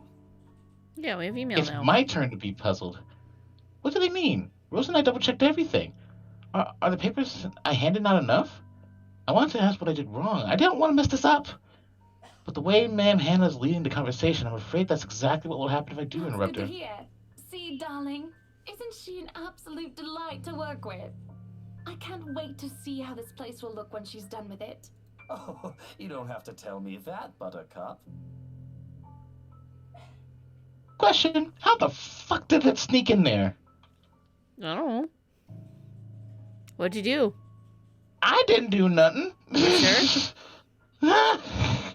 A smile is back on her face when she turns to me and hands me a strange piece of paper. I would still put it away if I were you, though. Otherwise, people might get the wrong impression. At least they're friendly about it. Anyway, as I was saying... I don't hear the rest of what she says after that. I can only stare down the paper at the letter in my hands. The sides crinkle in my grip and my breathing grows labored. Dread quickly fills my mind. Isabella? Fucked up. Isabella? Are you alright? You're looking pale. I don't even notice when Rose's group joined us in the parlor. I wanted nothing more to say than, no, I'm not alright. This is a good place for me to save. It is a good place for me to save. No. Save. Just let Amaric carry you through. It'll be fine, I swear. Right? No, I'm not alright. I want to leave this place because I remember everything as clear as day. This letter, those blood-soaked limbs in the attic, it's The real. letter. I'm sorry, I didn't know. Careless. I've been so careless. And now she's gonna How show could it I to even tell- Rose. Yep. How could I even tell him that without looking like I've gone mad? Oh, here we go. Show the letter to Rose or don't show the letter. Don't show the letter. Don't show the letter. All right. Rose, The jump back up with Marianne. She's observing. Marianne's like, nobody needs to know you're crazy. It's fine. Yep, the words are stuck in my throat. I want to tell her. I really do. But is she going to believe me? She already dismissed me earlier. It's a concussion, she said. It's not! There really is something in this house, in that attic, in that letter. It's going to go after us. Please believe me. dear me, is Isabella alright? Technically, that's a hard line to say, because you have to stop yourself from naturally saying Isabella as it flows into all right. Fair. So Hannah's voice actress handled that well. Very fair. Man, Hannah's voice breaks through the haze, beginning to cloud my mind. Rose is looking down on me, worried etch on her features. I didn't even notice when she removed the wrinkled paper from my hands and pushed it down to sit on a nearby chair. On the edge of my vision, I can also make out Miss McCullough asking a passing food server for a glass of water. Through it all, Mr. Wright stands in the sidelines.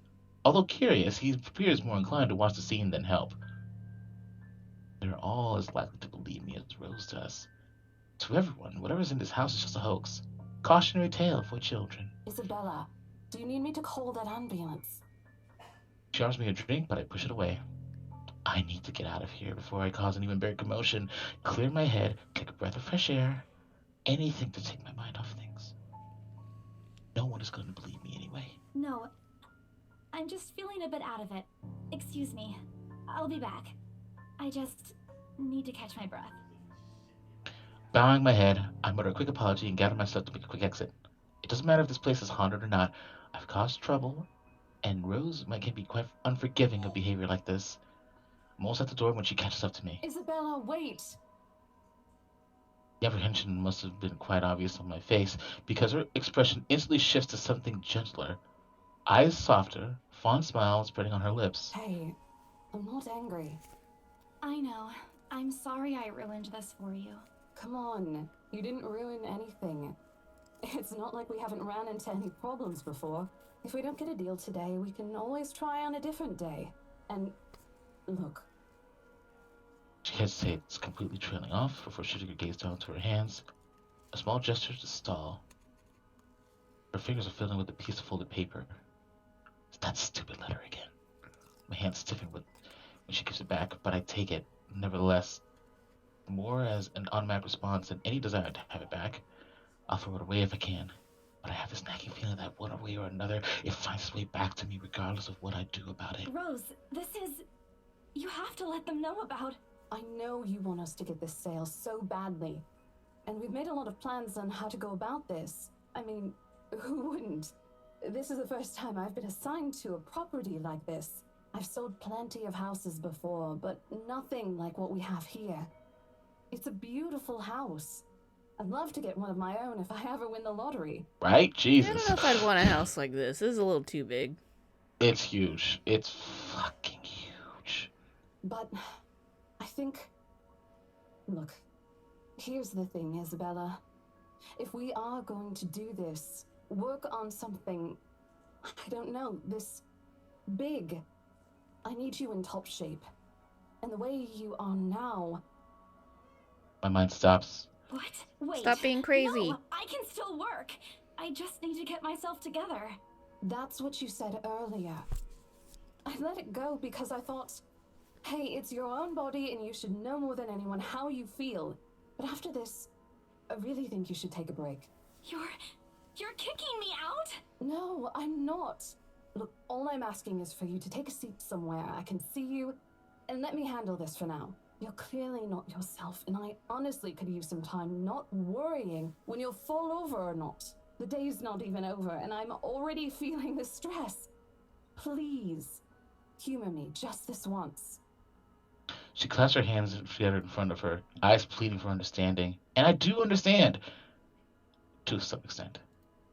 That doesn't mean I feel any less awful. Whether at myself, at the unlucky turn the situation has taken, or for her, I don't really I know. promise I'll give you a full report of what happens after. I'll even let you take the lead tomorrow. Fine. Okay. I'll step aside for now. Good move. You're upset. A little, yeah, obviously. If it's any consolation, I won't tell the boss about today. You know how he is. Please don't. I don't want a repeat of the lecture I got during my first assignment. He called me a noob, and I don't even know what that means. Nice. Nice. Oh, Lord Jesus. Noob. Noob. At the memory, we both burst into helpless giggles, earning us strange looks from the guests milling about the door. Talking and laughing like this, it's easy to forget any mishaps that happened.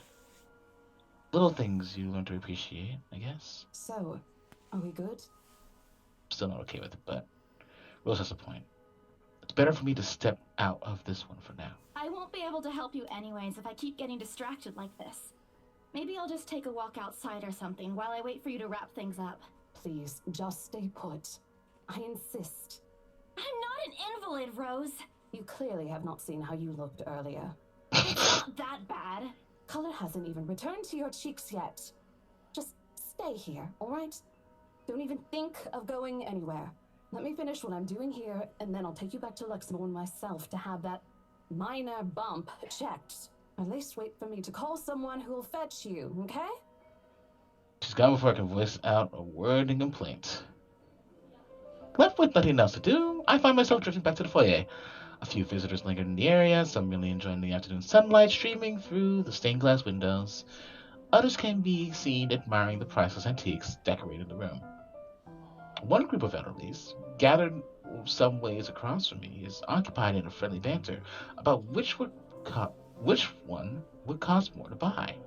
A little argument here, and occasional laughter, teasing there. I smiled to myself. The conversation reminds me of what I've been missing these past few months. Rose is probably right. I do need a break. Maybe this afternoon's hangout will help? Speaking of, I should call Ash.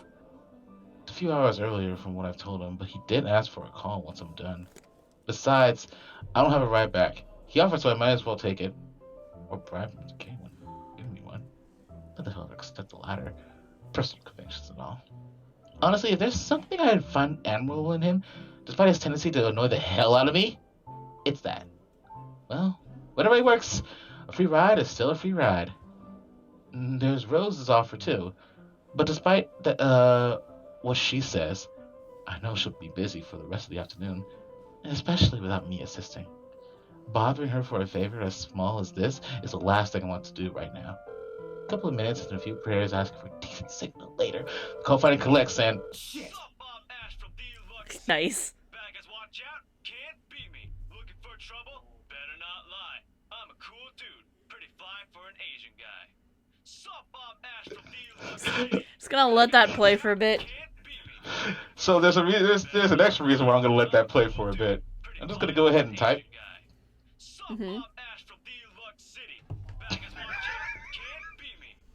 If you guys can see it, the witch. Yep.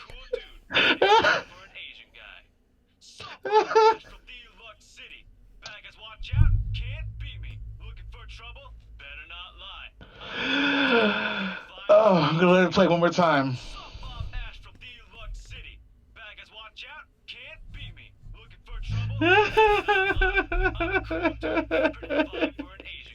Deluxe City, what does that even mean? Right? What? Deluxe. Oh, Lux. Oh, Jesus. What? How loud is this thing even? A sharp ringing fills the entire hall, disrupts the pleasant quiet that has settled. Soon enough, heads begin to turn in search of the source, mine included. I started around the small crowd before zeroing in on a lone figure crouched behind the same group of old people checking out Deckers moments ago. He's facing away from me, fumbling something with his hands, but I don't need to see his face to know whose back it is. Oh, I recognize that dumb Parker anywhere. Without bothering to end the call, I marched towards him. And what happened today? I'm really not in the mood to deal with this. All the times to... Ashton Frey! Uh-oh, he's in trouble. What happens next is something I'll surely regret later for having not recorded. Ah! Jump! That was a nice scream there, Ashton. Good It job. was. He jumps, lets out an undignified yelp, followed by his phone slipping out of his grip. It bounces from good Foley work. It bounces from one hand to another in his poor attempt to catch it before ultimately falling flat on the floor with a resounding clunk. And I kind of feel sorry for the phone. Ouch. Poor And the phone. floor. He didn't deserve this. Alright. So did the floor. But it's not every day that you can catch someone with, like Ash, off guard and get a reaction. Damn his stupid detective senses. I'll take every ounce of victory I can get, no matter how small. Ha! An awkward pause passes between us. A blink. A cough. He makes a face. And then, a too quick motion, he ducks and retrieves his abused gadget. How many times has he dropped that thing? While a grin threatens to break out from my lips. Apparently not enough for it to break, so it's Right? all good. He doesn't meet my eyes when he straightens, but a flush has crept up his neck and cheeks. In another universe, where we haven't known each other for 5 years and suffering through his teasing is a day-to-day occurrence, chances are I'd find that adorable. Endearing, even. Unfortunately, this isn't that kind of world. The way things are, I've already content to see him out of this obnoxiously calm and collected disposition. Hello to you too, scaredy cat. I could stand to be greeted like a normal person, you know. Oh, you did scream a little bit earlier. What? And miss that look on your face? No way. Oh man, I should have taken a picture. I am so honored you find this funny. Is that how you treat your guests? I think I need to talk to your supervisor. Talk to yourself. You aren't even a guest here. What are you doing here in the first place? He's just an asshole. Alright, for a moment he looks like a cat that swallowed a canary. Suddenly, checking every nook and cranny in his phone for any damage or scratches seems to be more interesting activity than explaining himself. Ash, I could be looking to buy a house. a mansion? Yeah, why not? Did you see the view outside? It doesn't look haunted to me at all. Totally not haunted. 100% Right? okay. Mood. What are you doing here? He chases a glimpse at something at some point behind me. The parlor? Pato the Curious, I followed Cato. his- I'm already doing it. Doing it, man. Curious, I follow his gaze, but Nope. before I can figure out what has caught his attention, he places a hand on my shoulder and turns me back to face him. I just finished working on something, so I dropped by. I still don't see how his work has anything to do with why he's here. At my confused look, he drops the hand resting on my arm like he has touched something particularly hot, and casually rubs the back of his neck. As I click out the thing again, I am such a good person, such a good player. Good God. Let's continue. Oh my God. Good Okay, job. okay. I fucked up. And I said I'll see if I can pick you up. Turns out I can. Free time and all. So here I am. Figured you'd still be busy, and so I roamed around for a while. Your improv needs work, Ash. You're not very good at making shit up, buddy. Oh, you should have mentioned that sooner. I was about to throw you out. And she took it like a champ. Throw me? Hey, I was given a pamphlet. I think that makes me a legitimate client. We have mandatory sign-in sheets for clients, Ash. I didn't see your name on it.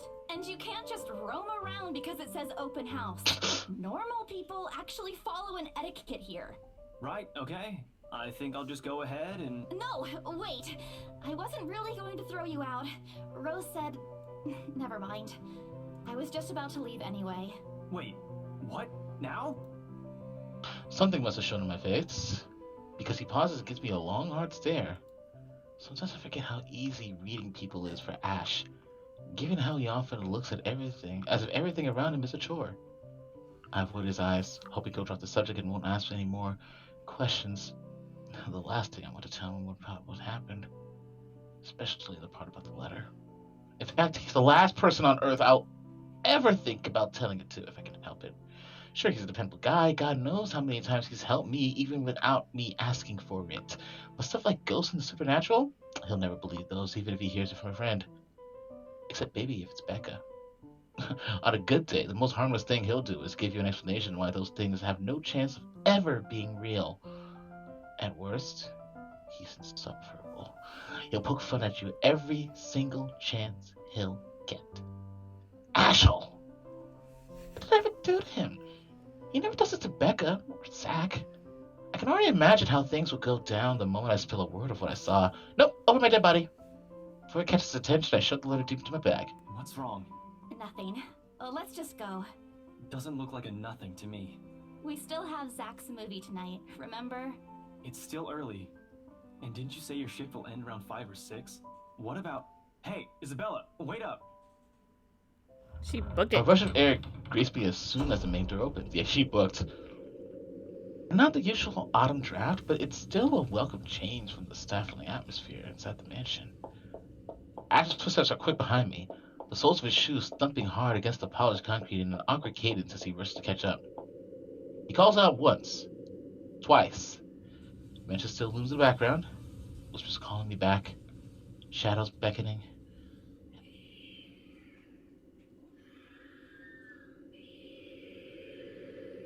That's a pleasant sound. Well, still, those weren't the birds, was it?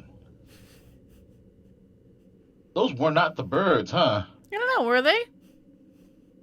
You tell me. Shit. I don't look back. We spin the ride back to Luxembourg. Wow. Completely different city, mate. Luxembourg City in a relatively quiet manner, with only the radio's disjointed hum in the background to fill the silence. Occasionally, Ash will reach out to fiddle with it until the signal settles or it's on a respectable volume. But otherwise, he doesn't say anything. Neither do I. However, the furtive glances he's been sending my way are signs. I know there are things he's been itching to ask since we left the mansion. I keep my eyes trained on the passing scenery outside, in the small hope that my disinterest will dissuade him. Here. All of a sudden, he tosses something at me from a small compartment on the side. It hits me cleanly on the chin before I can make a move to catch it.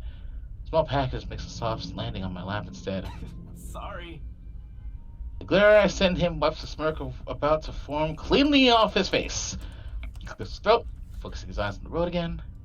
I swear he did that on purpose. Ignoring him, I flip the half-forgotten package on my lap. I won't say no to free food, but why are you giving away cereal bars? Yang's Energy Bar. Chocolate cereal. Net weight, 1.77 ounces. Okay. Sure. Yeah. Why not? I mean, yeah. I always have one on my person, and you look like you're about to pass out back there. Have you eaten lunch yet?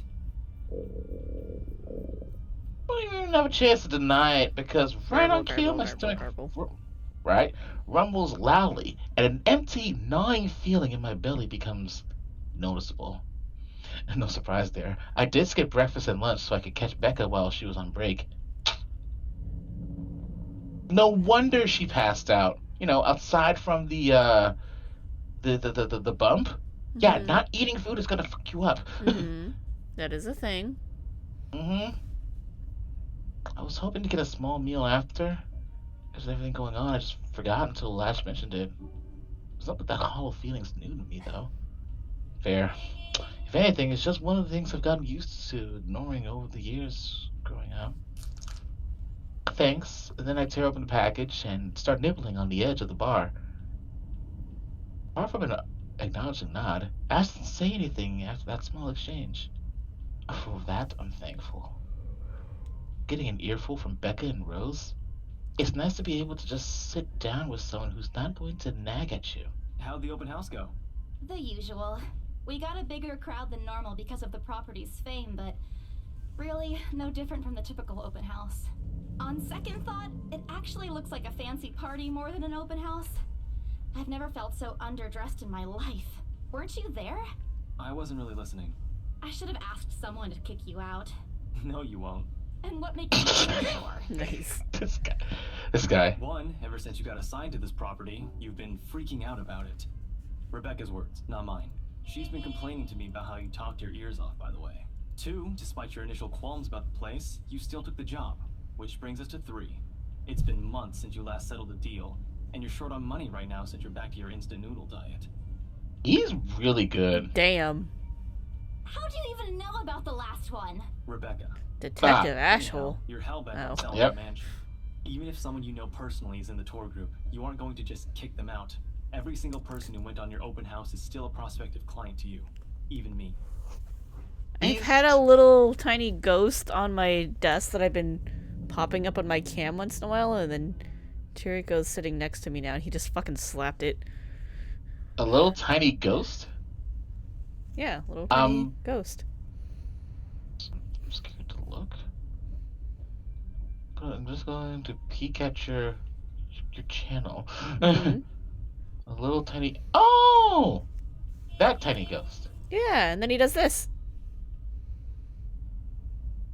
Oh, Jesus, that's awesome. And then Chiriko, in all his glory, saw it and was like, I'm gonna smack it, and then it fell. And I was just like... Full on. He hit me with Full it. on bap. Full on bap. I'm already patoing the kato! Excellent. He's not entirely wrong. Mm-hmm. Oh man, I walked right into that one, didn't I? I hate you. I really hate you right now. His answer was a small laugh. The kind that screams, right, told you so.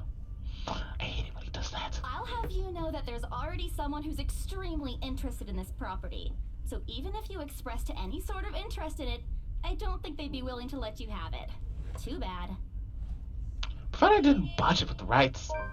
Why of all times should I screw up like that? In front of an important customer, no less. It was a big apology. I hope she likes free donuts. You don't seem too happy about it. I am happy. Doesn't this look like a happy face to you? Really? And here I was thinking you found another one stuffed in the sofa. Ooh. Damn. Or is it the wardrobe this time? You meant that as a joke? But how close it is to the truth made my blood run cold and my own heart beat a heavy weight in my chest. All at once, the letter in my back feels a whole lot heavier, burdened by my own guilt and apprehension. Yeah, well, things happened. Stuff the right couple might not be pleased about. No need to make a fuss about it. It's normal in the business. You made them angry? Not angry. Just stuff happened. Like? Things. You know, Stuff, things. And things. And stuff and things. Mm-hmm. Did they do anything? Your clients. The rights, was it? I can't answer that.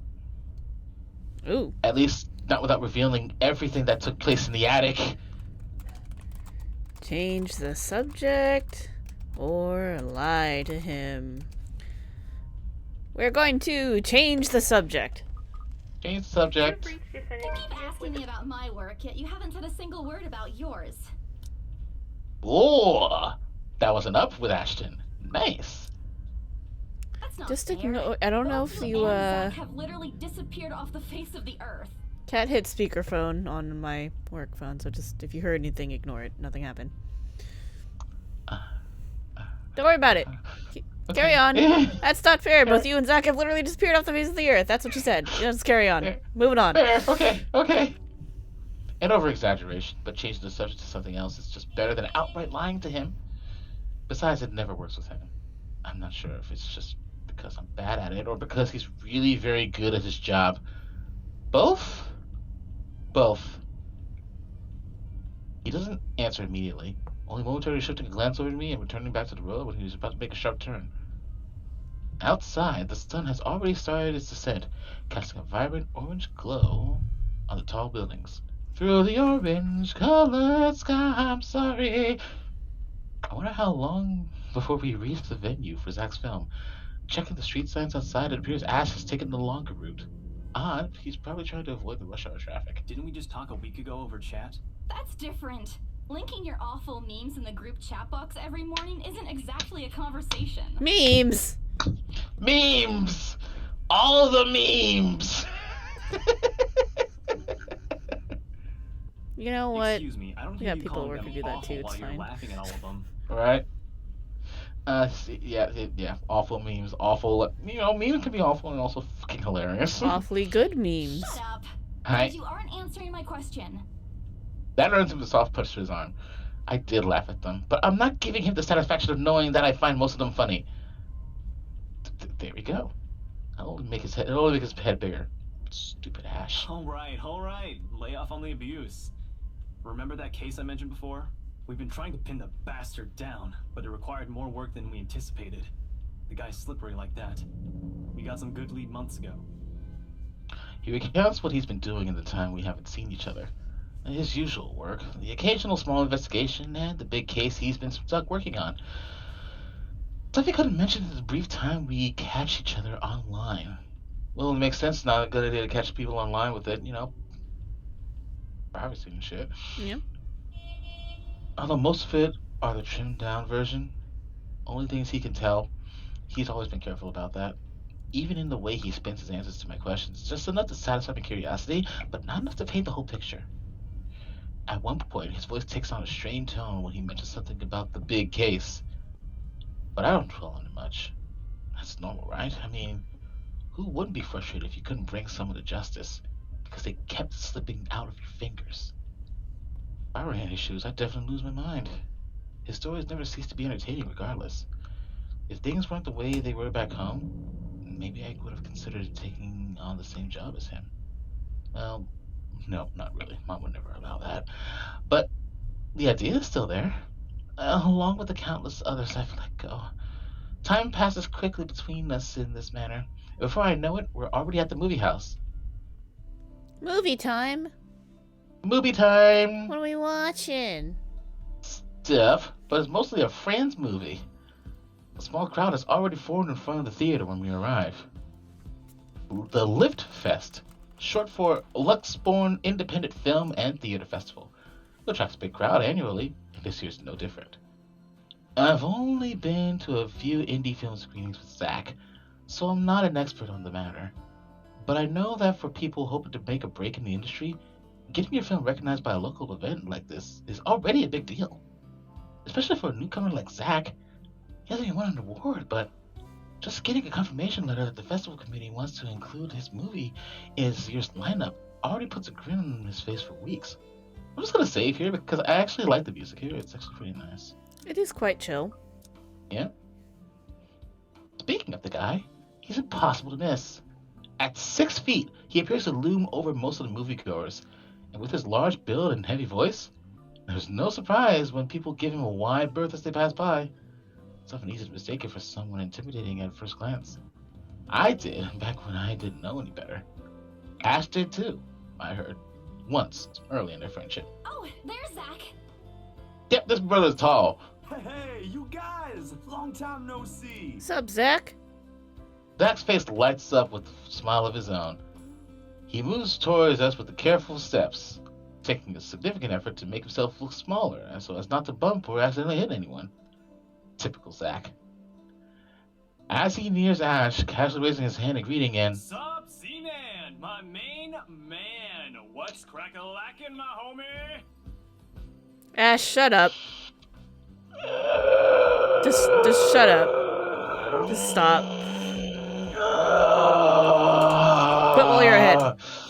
I think I summoned a demon with that one. It was pretty bad. The awkwardness that descends within the immediate vicinity of a small group is palpable enough.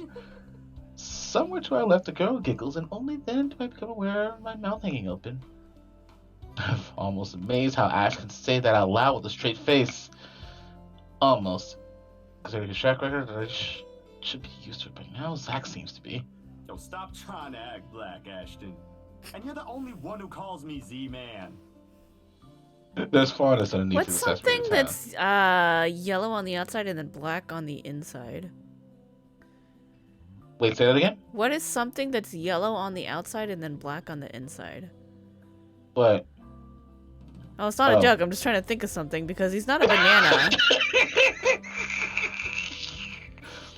Yellow on the outside and black on the inside? Yeah, because whatever it is, that's him. Because banana is when you're... A banana is when you're yellow on the outside but white on the inside.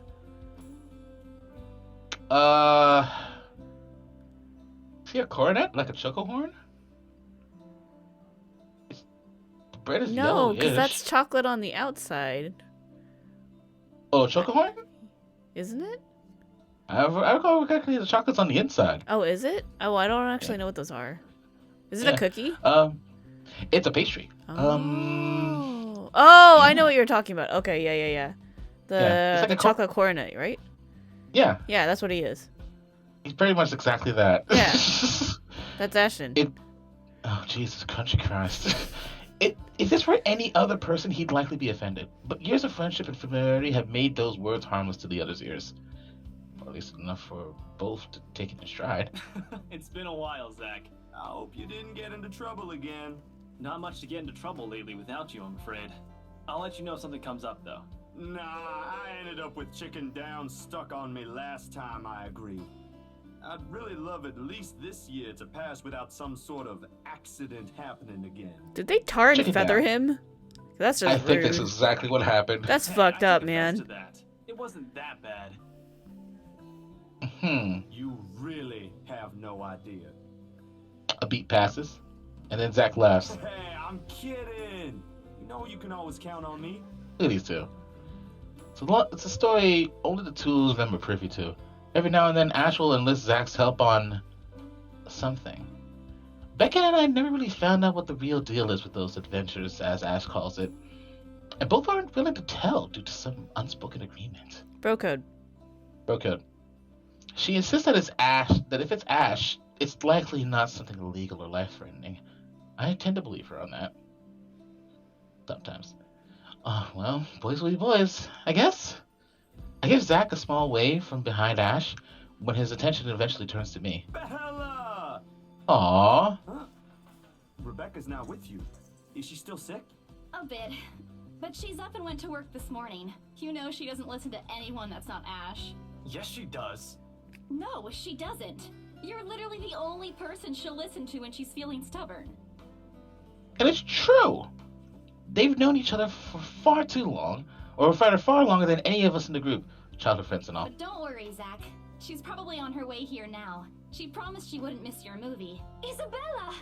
Oh, thank goodness. Speak of the devil. Without warning, a hand grabs me on the shoulder and turns me around. That's a rude thing to call your friend, by the way. Right? I have to lean back a while with the way her face is almost invading my personal space. But she places her hand on either side of my head and keeps me still. She stares at me intently, concerned filling her eyes. Ugh, you're squishing my face. How are you? Are you all right? Why wouldn't I be? Rose called me earlier. Those 4 words tell me all I need to know. Since I don't have any of my family living close by, and the only other relative I have here works at the far side of the country, I gave my company Becca's contact number. Case of emergency. So she is your mom. Yep. Should have known Rose would call her. I push Becca's hands away from my face. Although she lets go, her eyebrows remain drawn together. Oh, no. Everything's good. Rose covered for me at work today. That's not what I'm talking about. How's your head? Besides me, Ash snickers. I bite back the urge to elbow him in place of trying to avoid Becca's hand. She tries to reach out for said area. I do my best to dodge her, all at once, moving to hide behind Zach. Sorry for using you as a human shield, Zach. This, I've had this happen to me, actually. You know, I'm big enough to be used as a human shield at least once or twice. Oh, it's nothing. I just slipped off a few steps on my way down. I blacked out for a few seconds and had a minor bump, but it's just that. You blacked out? It's not something to brush off. Come on, at least let me check it. It's extremely minor. You wouldn't even know it's there. Yeah, blacking out is totally minor. Isn't a laughing matter. Totally minor. She did look pale when I saw her. Wow. Thanks a lot, Ashton, you traitor. I'll get you back for this. Just you wait. What? I'm just saying it as it is. If you mentioned this earlier, we wouldn't be having this conversation right now. I'm sorry. Saw her? Yeah, they arrived together. I Oh no. Something crossed Becca's face, but it's gone before I can figure out what it is. Oh, that's good. At least she didn't have to travel alone, right? That's At a jelly least. bean. Good. Very jelly bean. See? I'm okay. I wouldn't be here if I wasn't. And I don't want to miss Zach's film. We can always watch it some other time. Sorry, Zachary. No, it's good. But you guys should really keep it down. We're starting to attract some attention. It's the premiere. The premiere's different. Right, Zach? I shoot him a pleading look. Zach's a sensible guy. He'll understand. Please understand. Not really. But Rebecca has a point. In the end, I think it's your call. Oh, for heaven's sake! Please, Becca. I really don't want to miss it. You're not missing it. Oh, we're just moving it on a different day so we can have a... Look, you guys. Ash's loud sigh unexpectedly cuts to the conversation. He's pinching the bridge of his nose as he speaks, something he usually does when he's getting impatient. If she says she's okay, then there's nothing we can do about it. It's not like we can stop her either. Besides, she's still acting like the same old Isabella to me, if she can still run around like that. Why are you taking her side? I'm not. But if she wants to watch Zach's movie with us, I'm not going to stop her. She's probably the one looking forward to it the most. Ash, that's... You, of all people, should know... Tell you what, if I notice something amiss with her, I'll take her to the nearest hospital myself. Is that good enough for you? I already know the answer before Becca voices it out. And at last, she releases a deep breath and nods. Albeit with great reluctance, I merely tap her into a hug. Thanks, Becca. It's always been you with him, isn't it? Did you say something? She's super jelly. Nothing. Don't mind me. Yep. If you say so. Okay, guys, showtime's close, so I think I'm gonna get us some snacks. My treat. And then let's head inside.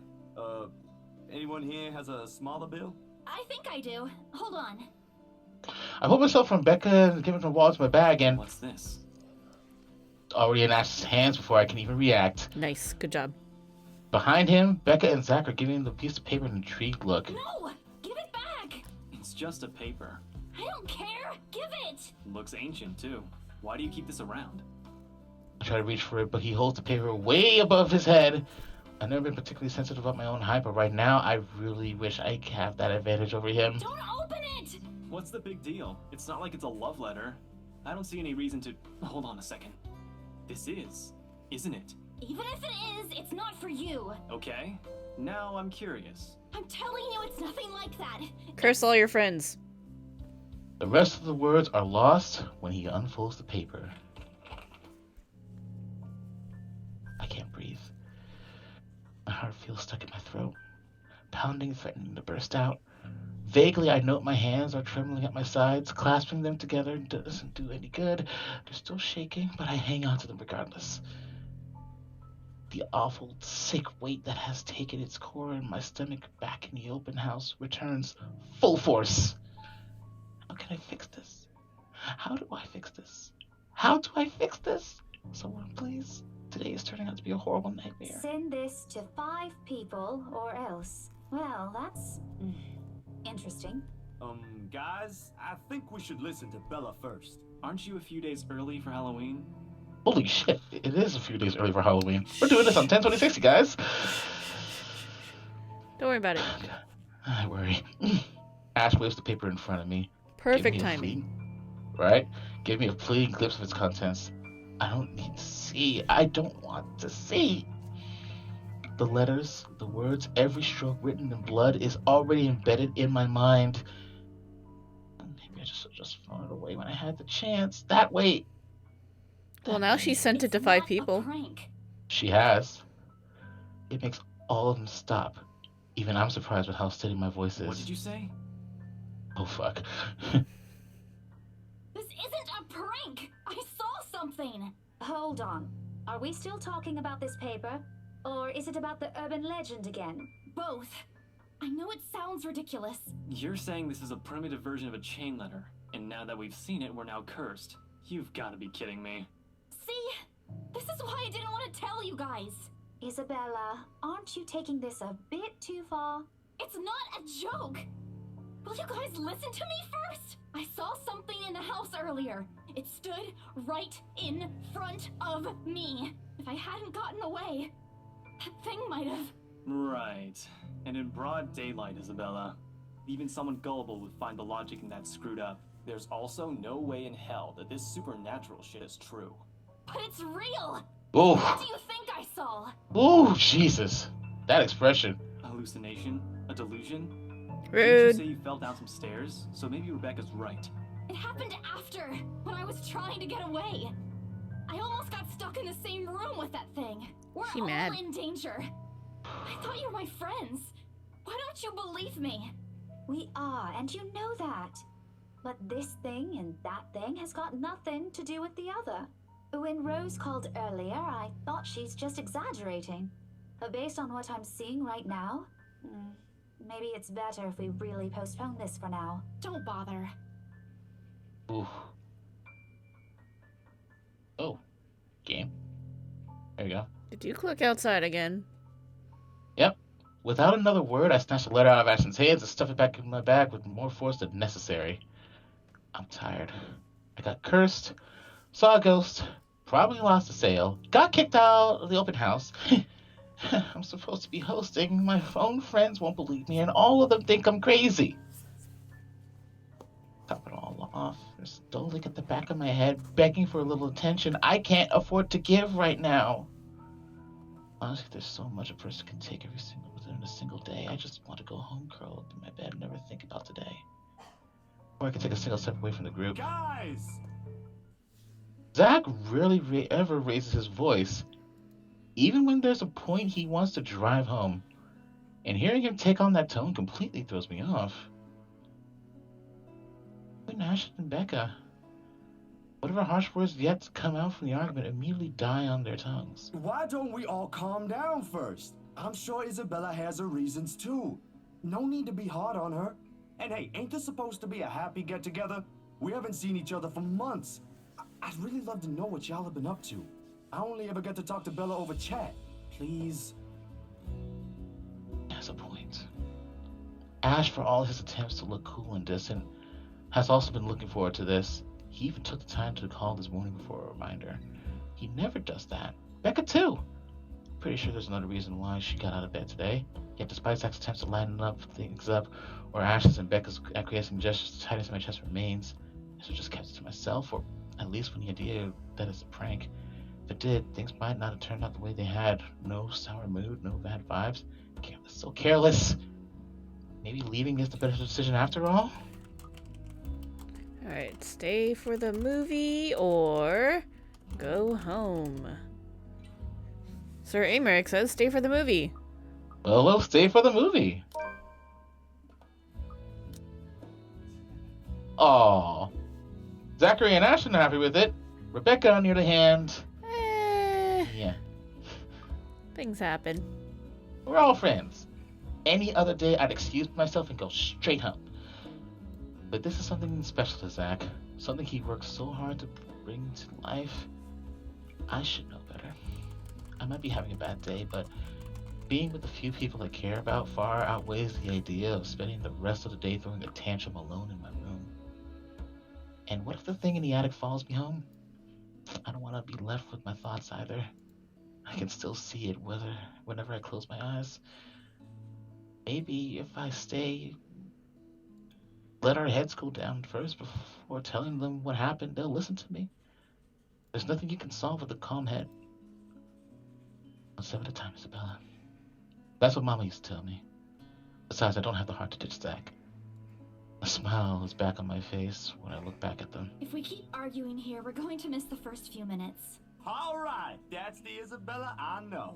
Oh, good. I thought for sure you were going to cry. Ooh.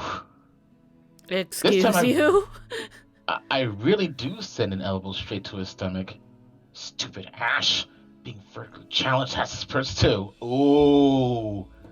Oh, dang, that's right. What was that for? Stop calling me a crybaby. I'm not one. Aw, don't cry. Stop it. Okay, scaredy cat then. That too. His name went back to Asshole. Yo, kick him in the nards. Yep.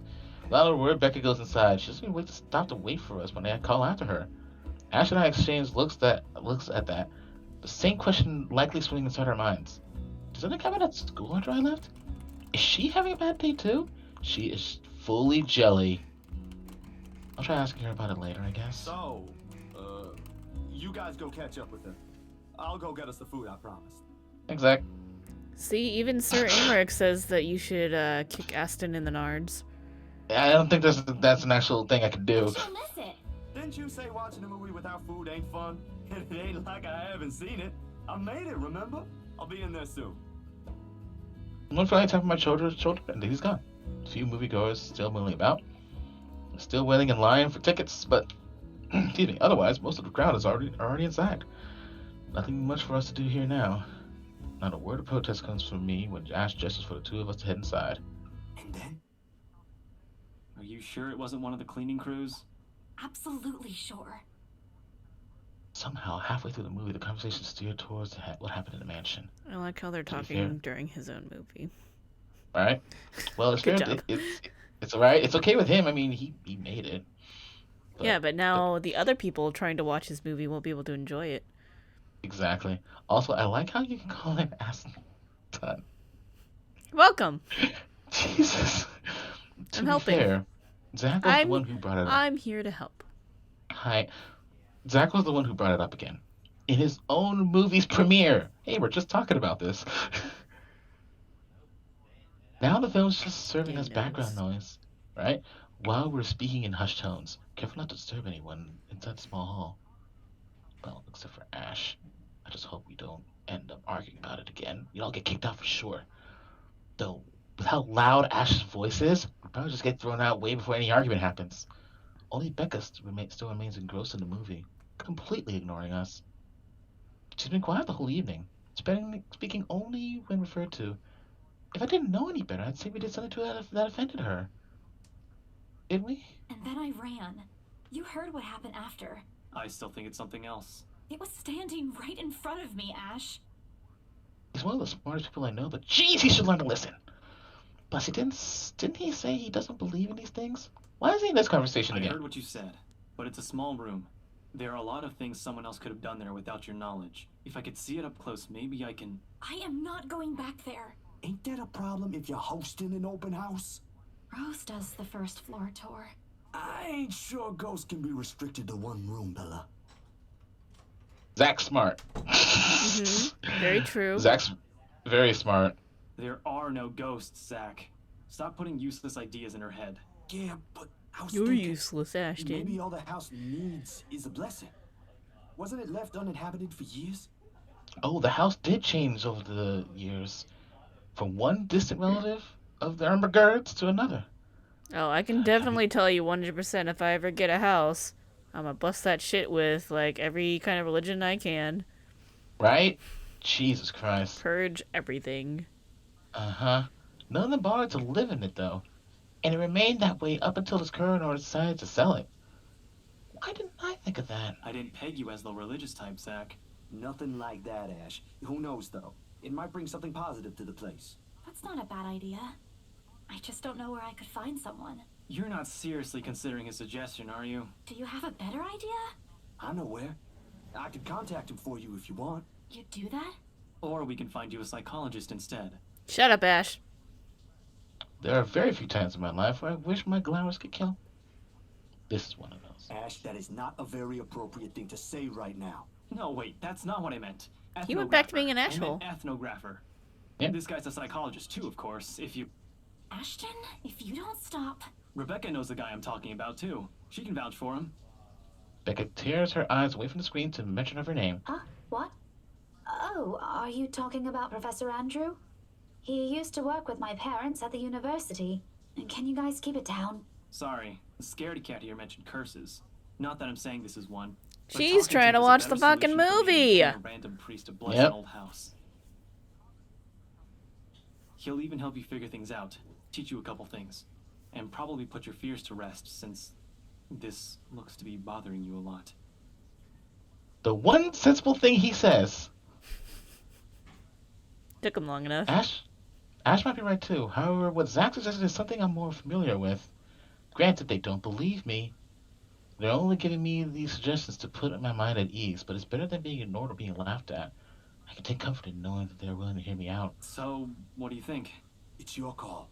We'll go with whatever you want. I don't know. Should I meet? Nice, nice, nice, nice. Alright, choose. Meet. Oh, come on. Meet with the priest or meet with the professor. Meet with the priest. That's what We're I meeting would with- do. You know what? Very appropriate choice for Sir Amaric. Right? Considering he comes from God. Ishgard. He does come from Ishgard. Yeah, Yeah. the Holy See has actually put an influence on his decision here. Mhm. Nice. Here we go. We're meeting with the priest. I'll think about it. But maybe we could go with Zach's idea? Da-da-da-da! Look at that. Purge the shit out of that place. Mm-hmm. I'm not so sure about that. Well, it wouldn't hurt to try, right? If it doesn't work, it doesn't work. At least we did something than just stand around. Standing around doesn't get us anywhere. I'll let you know when he's available, Bella. Thanks, Zach. I knew I could count on you. Guys, I said keep it down. You keep insisting that we still watch it. Yet you're not even paying attention yourselves. It ain't a big deal, Rebecca. I'm the one who broached the subject in the first place. It's still your film, Zachary. A good film, mind you. You worked hard on this.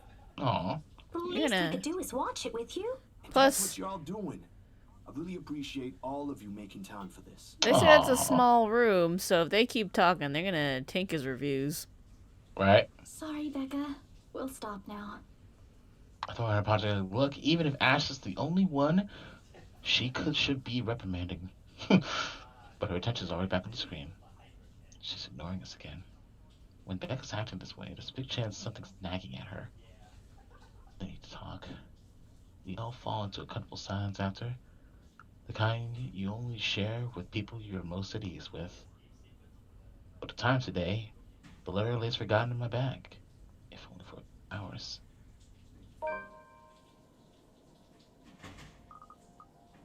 I'm gonna save again right here. It's a nice little shot. Night has fallen by the time we exit the movie house. Despite the late hour, the streets are still bustling full of people. Those about to head home, those set to meet someone, even those simply wandering about. Walking in the sea of unfamiliar souls, it strikes me how easy it is for one to get lost in a city as nondescript as Luxborn. I was afraid, too. At one point, back when I was new, I had just set foot in this place. Now, with familiar faces walking with me, it feels a little like home. Zach and Ash bid us goodbye, shortly before Becca and I crossed to the other side of the street, the former claiming he's got a few freelance jobs to take care of before the day ends. And Ash? Who knows, he never tells. Sometimes he'll just randomly appear at our doorstep looking for a place to crash. He does that to Zach a lot, much to the latter's frustration. But he's a busy guy too, in spite of the laid-back air he gives Thanks off. for today, everyone! No problem, Zach. I'm sorry for what happened earlier. Help me. Huh? That's a little unsettling. I don't like this in my ear hole.